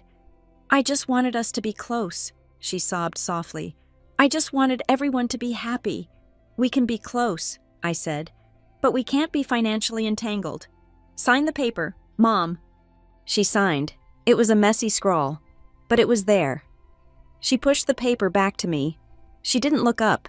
She was weeping silently, the tears dripping onto the table. Carter, I said. Your turn. Carter stared at the paper. He stared at me. His jaw was clenched so tight I could see the muscle jumping in his cheek. He hated me. In that moment, he truly hated me. I had stripped away his safety net. I had exposed him as a fraud in front of his mother. I had forced him to look at the reality of his own mediocrity. He grabbed the pen. He signed his name with a violent, jagged stroke that tore through the paper slightly. Happy, he spat. You got your blood money. It's my money, I said. There is no blood on it unless you put it there. I took the contracts. I checked the signatures. I put them in my bag. Okay, I said. I will pay the internet bill for this month tonight. You have 30 days to get the utilities in your name. Good luck. I stood up. Deborah looked up at me. Her eyes were red, rimmed with a mix of sorrow and a new, unfamiliar fear. She was looking at me not as her child, but as a woman she didn't quite recognize. Are you coming for Christmas? She asked. A reflex question. A habit. I don't know, I said. Let's see how the payments go. I turned to leave. As I walked away, I didn't look back. But I heard Carter's voice. It wasn't loud, but it was clear. He wasn't talking to Deborah. He was muttering to himself, or maybe to the air. "She thinks she's safe," he mumbled. "She thinks a piece of paper stops me." I paused for a fraction of a second. A chill ran down my spine, sharper than the winter wind outside. He hadn't signed that paper because he intended to pay. He signed it to get me to leave. He signed it to buy time. I walked out of the coffee shop and into the cool afternoon air. I clutched my bag to my side. I had the contract. I had the moral high ground. But as I hailed a cab, I realized that the hardest part wasn't the negotiation. The hardest part was knowing that my brother wasn't defeated. He was just cornered, and rats are most dangerous when they are cornered. I pulled out my phone and called Sarah. "Did they sign?" she asked. "They signed," I said. "Good. Do you feel better?" "No," I said, watching the streetlights flicker on. "I feel like I just declared war." "You didn't declare it, Mitchell," Sarah said. "You just finally decided to fight back." I got into the cab. "Take me to 112 Oak Street," I told the driver. "And take the long way. I need to make sure I'm not being followed." It sounded paranoid, but after seeing the look in Carter's eyes, I knew it was just risk management. I thought the ink on the contract was a wall. I thought the signatures, jagged and reluctant as they were, constituted a treaty. I was naive. In my line of work, I should have known better. A signature is only as good as the character of the person holding the pen, and my family's character was made of wet cardboard. It was 11:45 at night.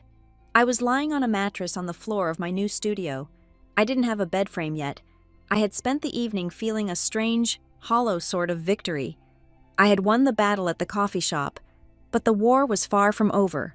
My phone was charging on the floor next to my head. I had finally turned off Do Not Disturb, thinking the drama was done for the day. Then, the notification sound for my work email chimed. It wasn't the standard new email ping. It was the frantic, high-pitched, triple tone that North Pine Risk Solutions reserved for Priority 1 security events. I grabbed the phone. The screen was blinding in the dark room. Security alert. North Pine Identity Shield. Unauthorized access attempt detected. User K. Mitchell ID 8894. Device MacBook Pro 2018. Unrecognized IP.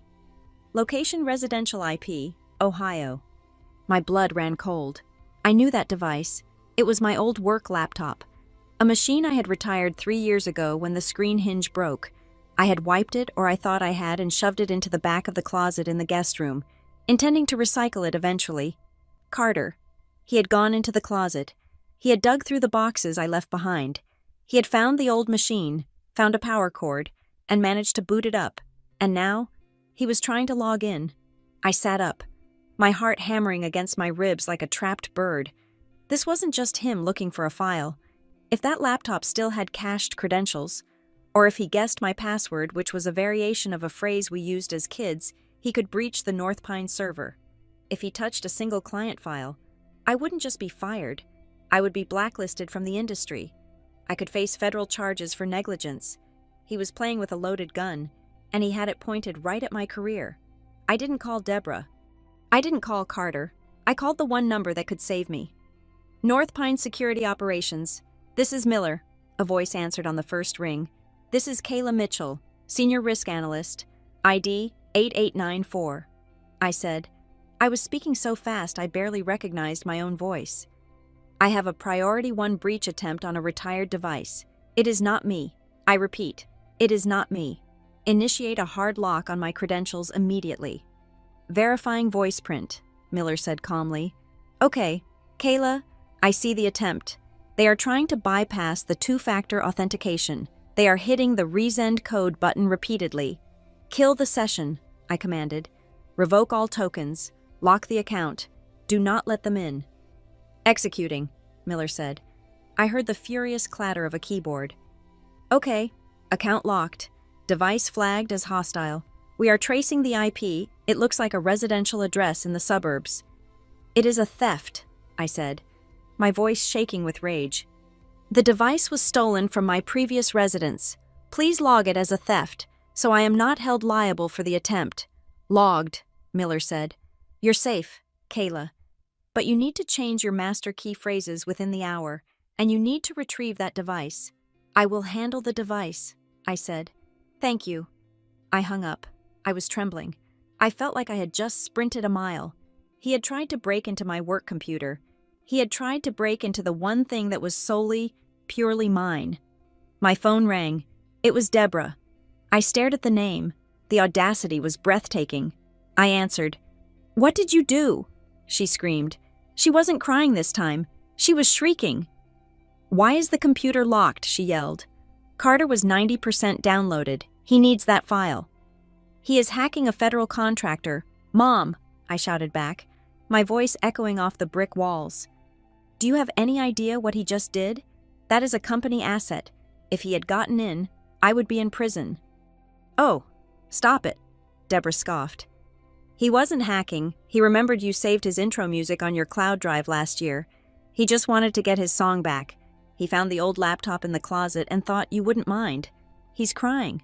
Kayla, he is punching the wall because you locked him out. He is punching the wall. I laughed, a harsh, jagged sound. He should be thanking God I didn't send a SWAT team to the house. That laptop is property of North Pine. He has no right to touch it. It was in my house, Deborah yelled. Everything in this house is for the family.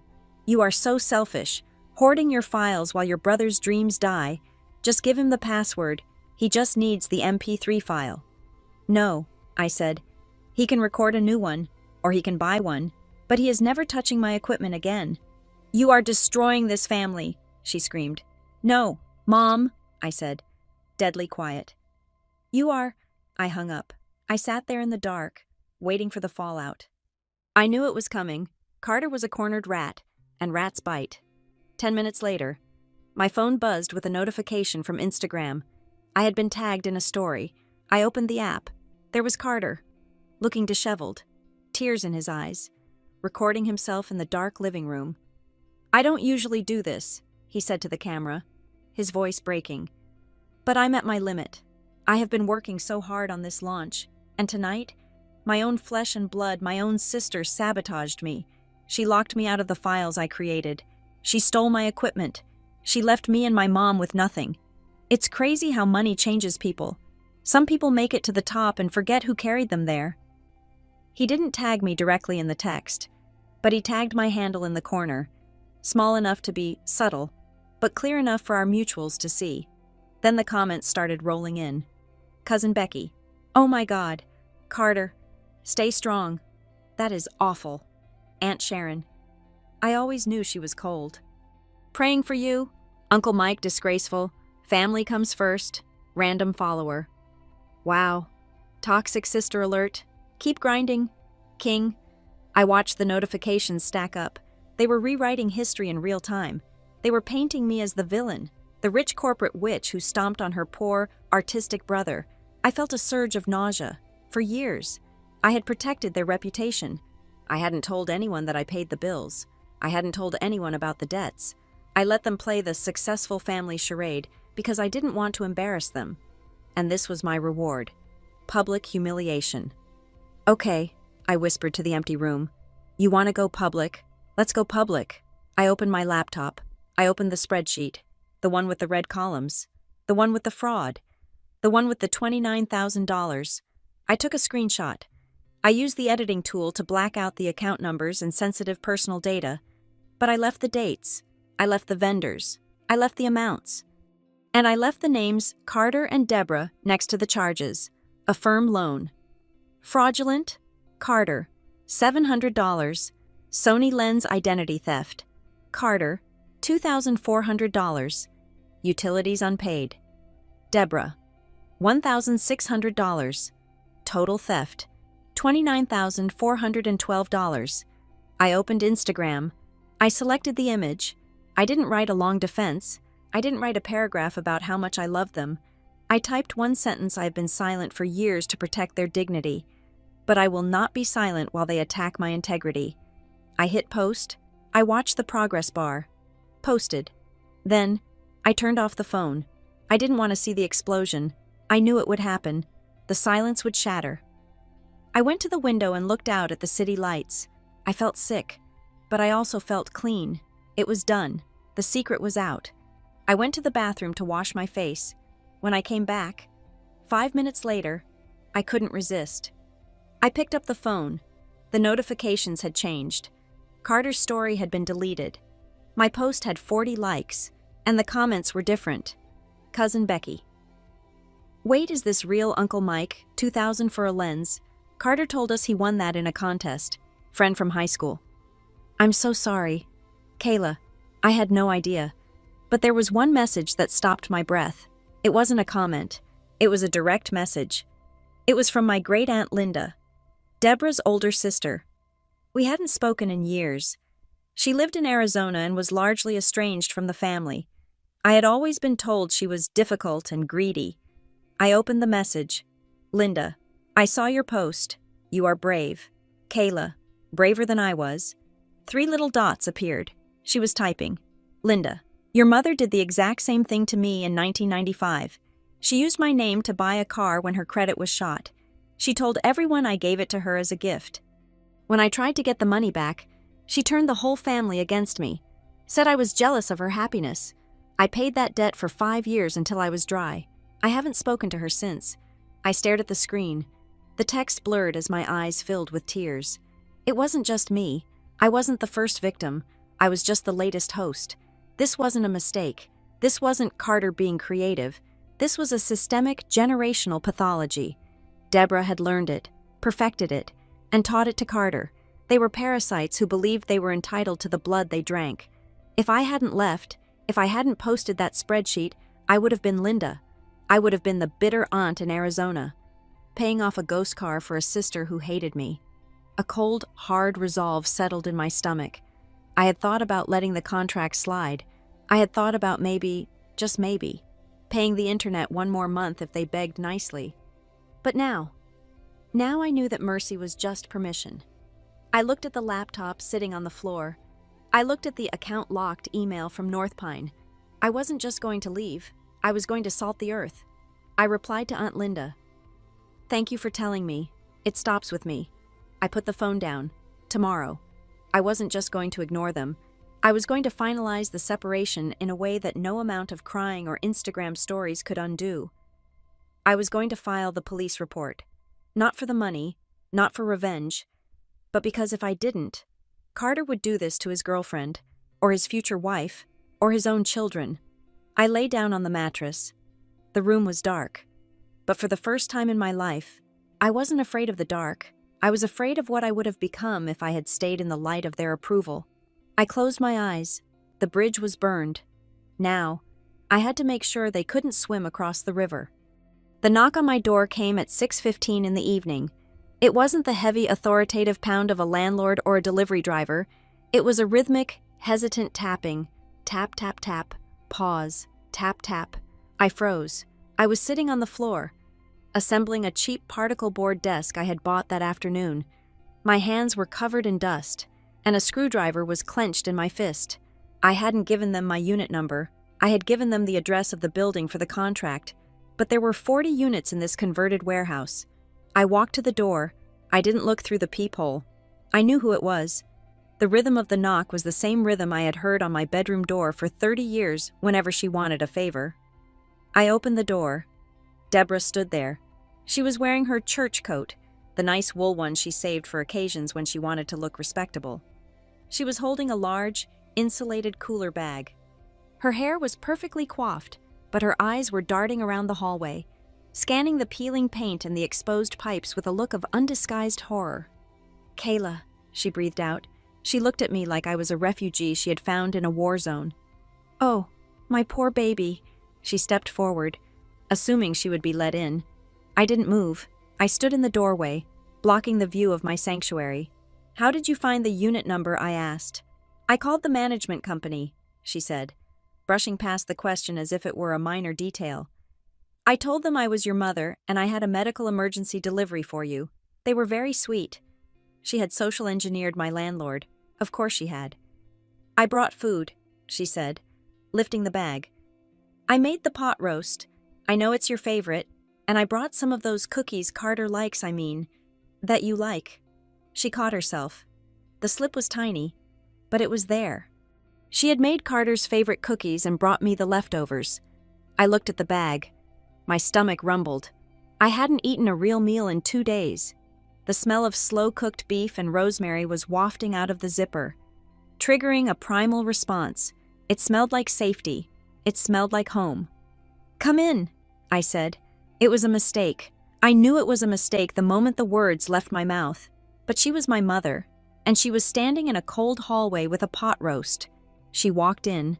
She surveyed the studio. It was sparse. Just the mattress on the floor, the half-assembled desk, and a few boxes.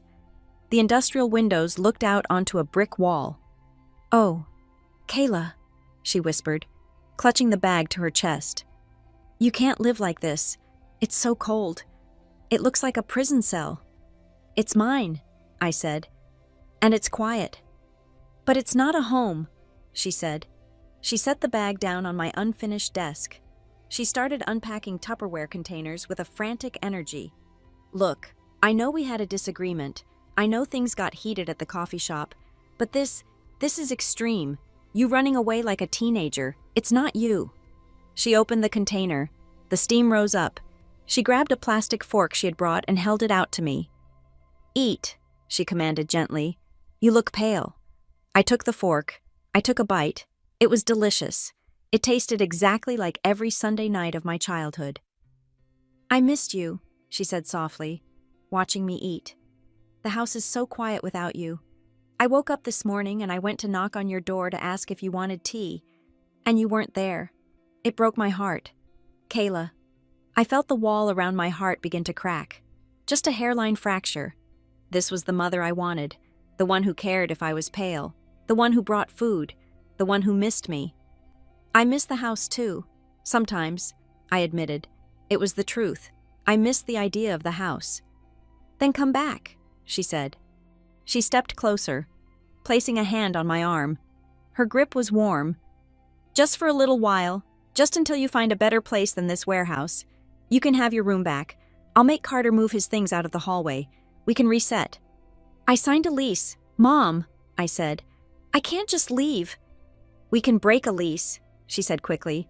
"We can say it's a family emergency. You need to be home. Kayla, especially right now." Her eyes shifted.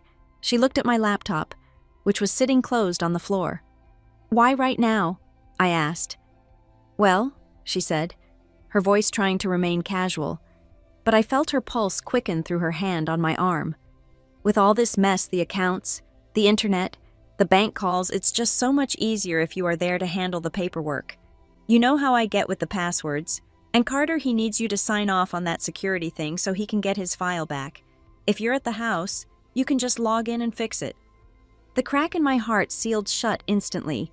It sealed with a snap that was almost audible. She didn't miss me. She missed the IT department. She didn't miss her daughter. She missed the fix-it girl who made the scary red lights on the modem turn green. She wanted me back in the house because proximity made exploitation efficient. I put the fork down. The pot roast suddenly tasted like ash. "That's why you're here," I said. "You want me to unlock the laptop?"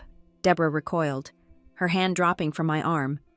"No, I mean, yes, that needs to happen.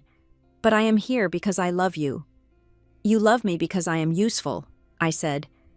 "If I couldn't fix the internet or pay the bills, would you have driven across town with a pot roast?" "How can you ask that?" she cried, her face twisting into that familiar mask of victimhood. "I am your mother." "Then tell me about the Affirm loan," I said. I watched her face carefully. I wanted to see the truth. "The what?" She blinked. "The loan for the mixer," I said. "And the lens, the one opened on Valentine's Day. The day I gave you $500 for gas. You knew? Mom, you got the text message verification code. I know you did. The bank confirmed it." Deborah's eyes shifted to the left, a micro-expression of panic. "I didn't know it was a loan," she stammered. "Carter said it was a verification for a contest. He said he won the lens, and they just needed to verify an adult lived at the address. I gave him the code because I was happy for him." "You gave him my social security number?" I asked. Because they need that for the loan application. He knows where the papers are, she yelled, defensive now. He's your brother. He wouldn't hurt you. He borrows things. He was going to pay it back when he got big. He stole my identity, Mom, I said. And you held the flashlight while he did it. My phone rang. It was lying on the floor. The screen lit up with Deborah's face. She was calling me no. She was standing right in front of me. Then I realized it was Carter calling her phone, which was in her pocket. She pulled it out. It's him. Answer it, I said. Put it on speaker. She hesitated, then tapped the speaker button. Mom, Carter's voice filled the empty studio. Did you find her? Is she there? I'm here, Carter, I said. There was a pause, a silence that stretched for 3 seconds. Okay, good, Carter said. His tone wasn't apologetic. It was the tone of someone negotiating a hostage release. Look, Kayla, I saw the post. You made your point. You embarrassed me in front of the whole internet. Are you happy? I am not happy, I said. I am accurate. Whatever, Carter snapped. Here is the deal. I will pay the $200 a month. I will sign your stupid contract. But you have to unlock the North Pine account first. And you have to turn the internet back on at the house tonight. I have a makeup stream scheduled for 8 o'clock. If I miss this one, I'm done. So, fix it, and I'll pay. You want me to fix it before you start paying? I asked. Yeah, Carter said. As a show of good faith. You destroyed my reputation. You owe me a restart. I looked at Deborah. She was nodding along, as if this was a reasonable compromise, as if asking the victim to pay reparations to the thief was standard family policy. He's willing to pay. Kayla, Deborah whispered. He's trying. I looked at the two of them, one present in flesh, one present in voice. They were a two-headed monster of entitlement. They didn't want a sister. They didn't want a daughter. They wanted a resource. They wanted the creature who lived in the computer and spat out money. No, I said. What? Carter asked. No, I repeated. I am not unlocking the account. I am not turning on the internet. And I am not accepting your deal. You have to, Carter shouted. Mom, tell her. Kayla, please, Deborah begged. Don't be stubborn. I walked over to my bag. I pulled out a folder. I had prepared this earlier, after the call with Aunt Linda. It was the nuclear option. I pulled out a document. It wasn't a contract this time. It was a draft of a police report. Identity theft affidavit. Federal Trade Commission Form 14039. I held it up. This is going to be filed tomorrow morning at 9 o'clock. I said. Deborah's eyes went wide. What is that? This is a formal report of identity theft regarding the Affirm loan and the Synchrony credit line. I said, once I file this, the police will open a case. They will subpoena the IP addresses. They will subpoena the phone records. And since you, Mom, provided the verification code, you will be named as an accessory to fraud. You would send me to jail, Deborah whispered. She looked like she had been slapped. I don't want to, I said. But you are leaving me no choice. You are trying to drag me back into the hole. I spent 33 years climbing out of that hole, and I am not going back down. You can't do this, Carter yelled from the phone. We are family. Then start acting like it, I screamed. My voice broke. The composure I had held onto for days finally shattered. Family doesn't steal $29,000. Family doesn't gaslight me about a chair. Family doesn't make me live in a laundry room. You don't want me. You want my credit score. The silence that followed was absolute. Deborah stared at me, her mouth agape. She had never heard me raise my voice. Not once. I was the quiet one. I was the steady one. I took a breath. I lowered the paper. Here is the real deal, I said. The final deal? I looked at the phone. Carter, you are going to transfer the utilities into your name tonight. You, not Mom, you are going to go online, use your own debit card, and pay the deposit. If you don't have the money, you will sell the mixer. I can't sell the mixer, I need it. Then you don't have internet, I said. That is how the world works. I looked at Deborah. And you? Mom, you are going to leave. You are going to take your pot roast, and you are going to go home, And you are going to explain to your son that if I see one more unauthorized login attempt, or if I receive one more bill that isn't mine, I am walking this paper into the precinct, and I will call Aunt Linda to testify as a character witness about your history of financial abuse." Deborah flinched at Linda's name. That was the arrow that hit the mark. She knew I knew. "You spoke to Linda," she whispered. "We had a long talk," I said. "She sends her regards." Deborah looked at the floor. The fight drained out of her. She looked old, defeated, and incredibly small. "You are destroying us," she said. Her voice was flat. "You are tearing this family apart over money." "I am not destroying the family," I said. "I am saving the rest of myself. There is a difference."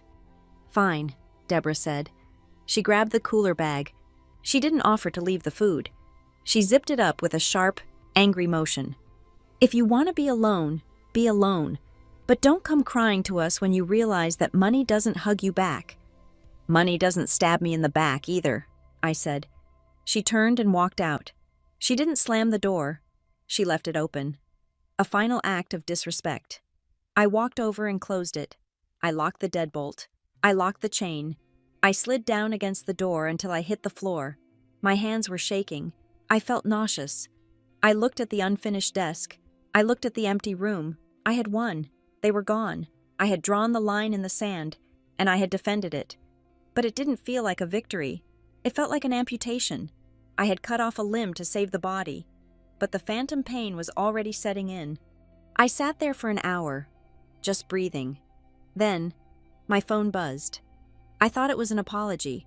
I thought maybe, just maybe, the shock had worked. I picked it up. It was an automated email from the United States Postal Service. Change of address confirmation request.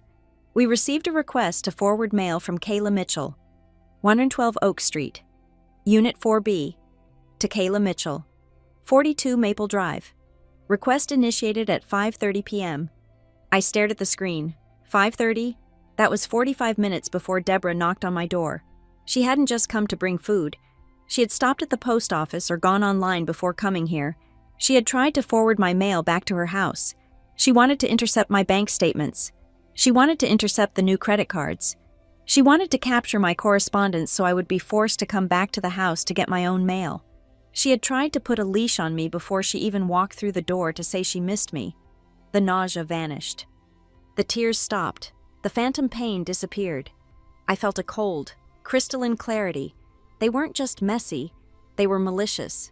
They were actively, strategically trying to trap me. I opened the email. I clicked the button that said, "I did not authorize this request.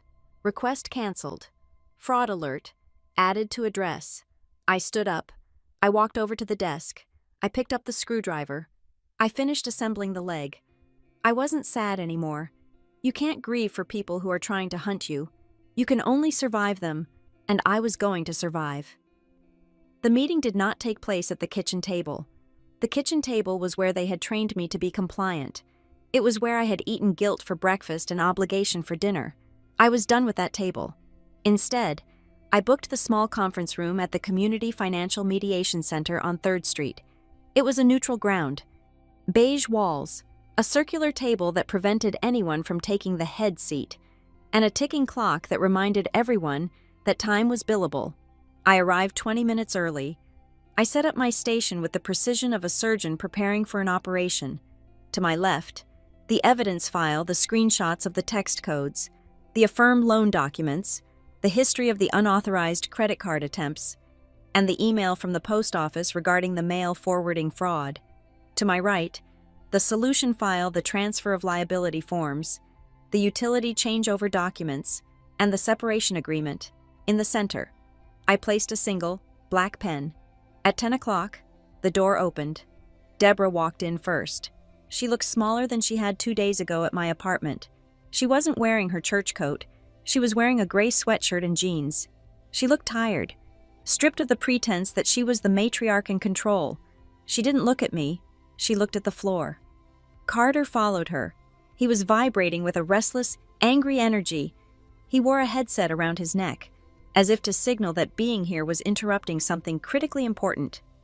He pulled out a chair and slumped into it. spinning it slightly side to side. "This is stupid," Carter muttered, looking at the ceiling. "We could have done this over FaceTime." "We tried doing this over the phone," I said, my voice even and cool. "And you tried to hack my work computer, so now we do it in person, with witnesses."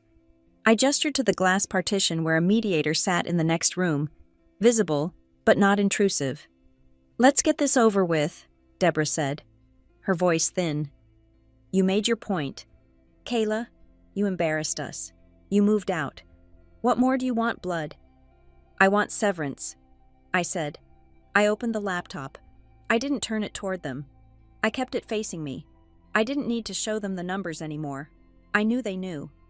"I have filed the preliminary fraud report regarding the Affirm loan," I stated. Deborah flinched. Carter stopped spinning. "I haven't submitted it to the police yet," I continued. "It is sitting in the draft folder of the Federal Trade Commission's reporting portal. I have also drafted a report regarding the attempt to forward my mail without authorization. That is a federal crime, Mom. Postal fraud." Deborah closed her eyes. "I just wanted your bills to come to the house so we could sort them." "You wanted to intercept my new credit cards," I corrected. "Let's not lie in this room. This room is for truth." I placed my hand on the evidence stack.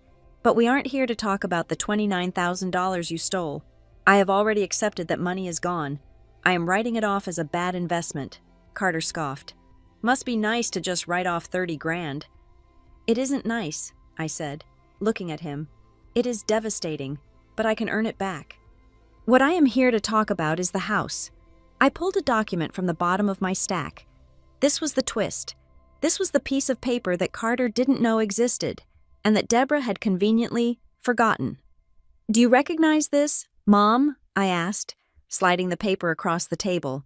It was a loan modification agreement from 18 months ago. Deborah stared at it. She paled. "What is that?" Carter asked, leaning forward. 2 years ago," I said, keeping my eyes on Deborah. "Mom told me the roof was leaking and the foundation needed shoring up. She couldn't qualify for the refinancing on her own because her credit score was 540. So she asked me to co-sign. She said it was just a formality. She said she would make the payments." I looked at Carter. "I signed it. I put my name on the deed and the mortgage to save the house you are currently living in. Which means, Carter, if Mom defaults on the mortgage, the bank doesn't just take the house. They come after me. They garnish my wages. They destroy my security clearance." Carter looked at Deborah. He looked genuinely shocked. "You put her on the deed. I thought you said the house was ours." "It was for the family," Deborah whispered. "And here is the reality," I said, opening the spreadsheet on my screen. "I checked the mortgage status this morning. You are 2 months behind.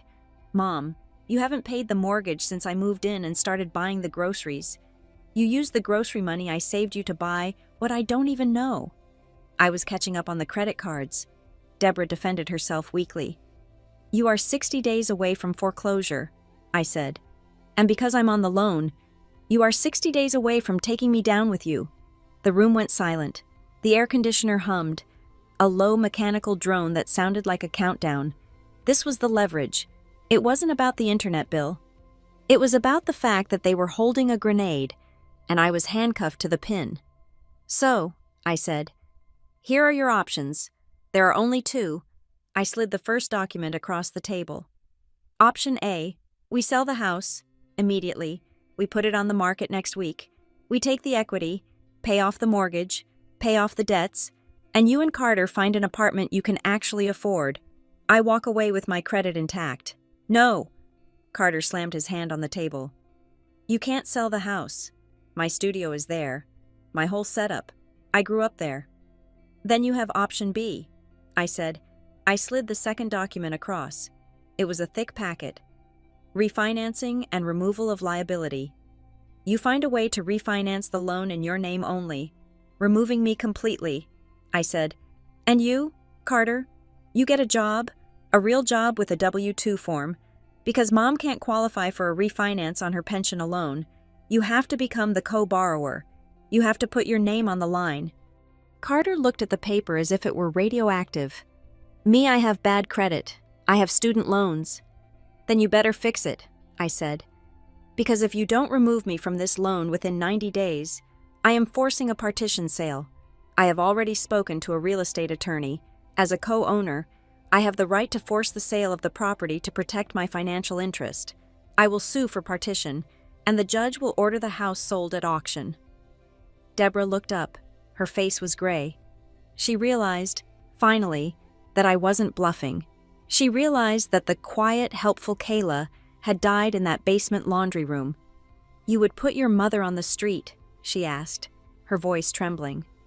"I am giving you 90 days to save yourself," I said. "That is more than you gave me when you shoved my desk into the wall. I am giving you a choice.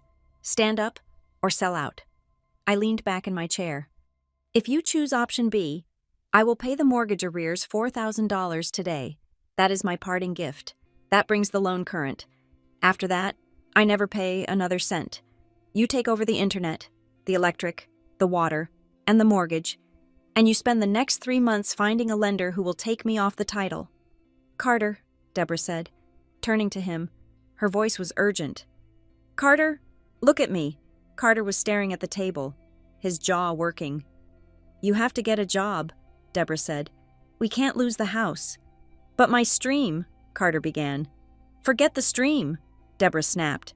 It was the first time I had ever heard her raise her voice at him. "Do you hear her? She is going to sell the house. You have to work.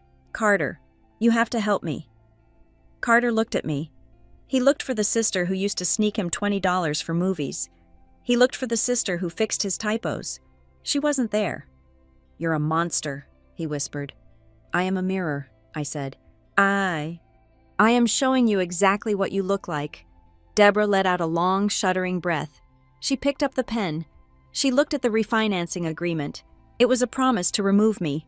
It was a promise to take responsibility. She didn't sign it immediately. She looked at me for a long time. The anger in her eyes faded, replaced by a deep, profound sadness. It was the look of someone realizing that the golden goose hadn't just flown away. It had turned into a hawk. "I treated you like a machine," she said softly. The words hit me in the chest. I hadn't expected them. I expected excuses. I expected guilt trips. "I did," she continued, tears spilling over her lashes. I thought you were just built to carry things. I thought you didn't feel the weight because you never complained. I treated you like an appliance, Kayla, like a fridge that I could just open and take from." My throat tightened. It was the apology I had waited 33 years to hear. It didn't fix the money. It didn't fix the lost trust. But it acknowledged the reality. "I am not a machine, Mom," I said, my voice thick. "I am just a person, and I am tired." "I know," she whispered. "I know." She signed the paper. She slid it to Carter. "Sign it," she ordered him. "And tomorrow, you are going to the staffing agency on Main Street." "Mom, sign it," she yelled, slamming her hand down. "Or I will sell the mixer myself." Carter jumped. He looked at his mother, terrified. He had never seen the enabler turn off the tap. He grabbed the pen. He signed. It was messy, angry, and resentful. But it was legal. I took the papers. I checked the signatures. "Okay," I said. "I will wire the mortgage payment to the bank directly this afternoon. The internet is in your name as of midnight. Good luck." I stood up. I packed my laptop. I packed the files. I walked to the door. "Kayla," Deborah called out. I stopped, my hand on the handle. I didn't turn around. "Will we see you?" she asked. "Not for a while," I said. "You have a lot of work to do, and so do I." I walked out. I walked out of the sterile office, into the bright sunlight of the street. I took a deep breath. The air tasted different. It didn't taste like guilt anymore. It tasted like zero balance. Epilogue. 6 months later. The morning light in my studio is different from the light in the basement. It is unfiltered. It hits the bamboo plant I bought for the windowsill, a plant that I water, and that grows simply because I care for it. I sat at my desk, a real desk, solid walnut, bought with the bonus check I received last month. I took a sip of my coffee. It was a pour-over, made slowly, just the way I liked it. My phone chimed with a notification from my bank. Incoming transfer. $150. Sender Deborah Mitchell. Memo payment 4 of 60. It wasn't much. At this rate, it would take them 5 years to pay back the loose change debts, and they would never pay back the $29,000. But that wasn't the point. The point was that the money was flowing in the right direction. I opened the email from the bank. Loan modification complete. Borrower removed Kayla Mitchell. They had done it. It had gone down to the wire. Carter had gotten a job at a logistics warehouse, ironically, a competitor of one of my clients. He worked the night shift. He hated it.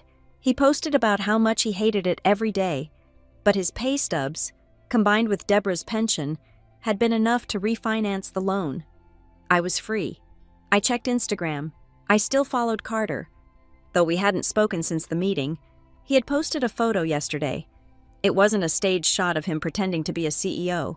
It was a picture of him in his high-vis vest, looking tired, holding a coffee cup.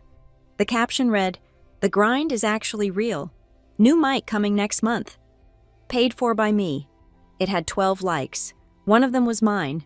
He wasn't famous. He probably never would be. But for the first time, he was real. A knock came at my door. I opened it. It was a delivery driver. "Package for Kayla Mitchell." "That's me." He handed me a box. It was heavy. I brought it inside and opened it. Inside was a Herman Miller Aeron chair. Brand new, carbon black. There was no card, but I checked the shipping label. The billing reference was C. Mitchell, warehouse payroll deduction. He had bought me my chair back. It probably took him 2 months of wages. I ran my hand over the mesh back. I sat down in it. It fit perfectly. I spun around in the quiet. Sunlit room. People think revenge is about destruction. They think it's about burning the house down and salting the earth. But as I sat there, safe in my own space, credit score climbing, future unanchored, I realized the truth. Revenge isn't about making them suffer. It's about letting them suffer the consequences of their own actions so they can finally learn how to survive. I had taken away their crutch, and they had fallen. But they had picked themselves up. I rolled my chair over to the window and looked out at the city. I wasn't the load-bearing wall anymore. I was just Kayla, and for the first time in 33 years, that was enough. Thank you so much for listening to this story. It was a long journey, but I think we all learned something about boundaries and self-respect today. I would love to hear your thoughts in the comments below. Have you ever been the bank for your family? How did you handle it? And please, let me know where you are tuning in from. I love seeing our community grow from all over the world. If you enjoyed this story, please make sure to subscribe to Maya Revenge Stories. Hit that like button to support the channel. And don't forget to press the hype button so this story can be heard by more people who might need the courage to stand up for themselves. See you in the next video.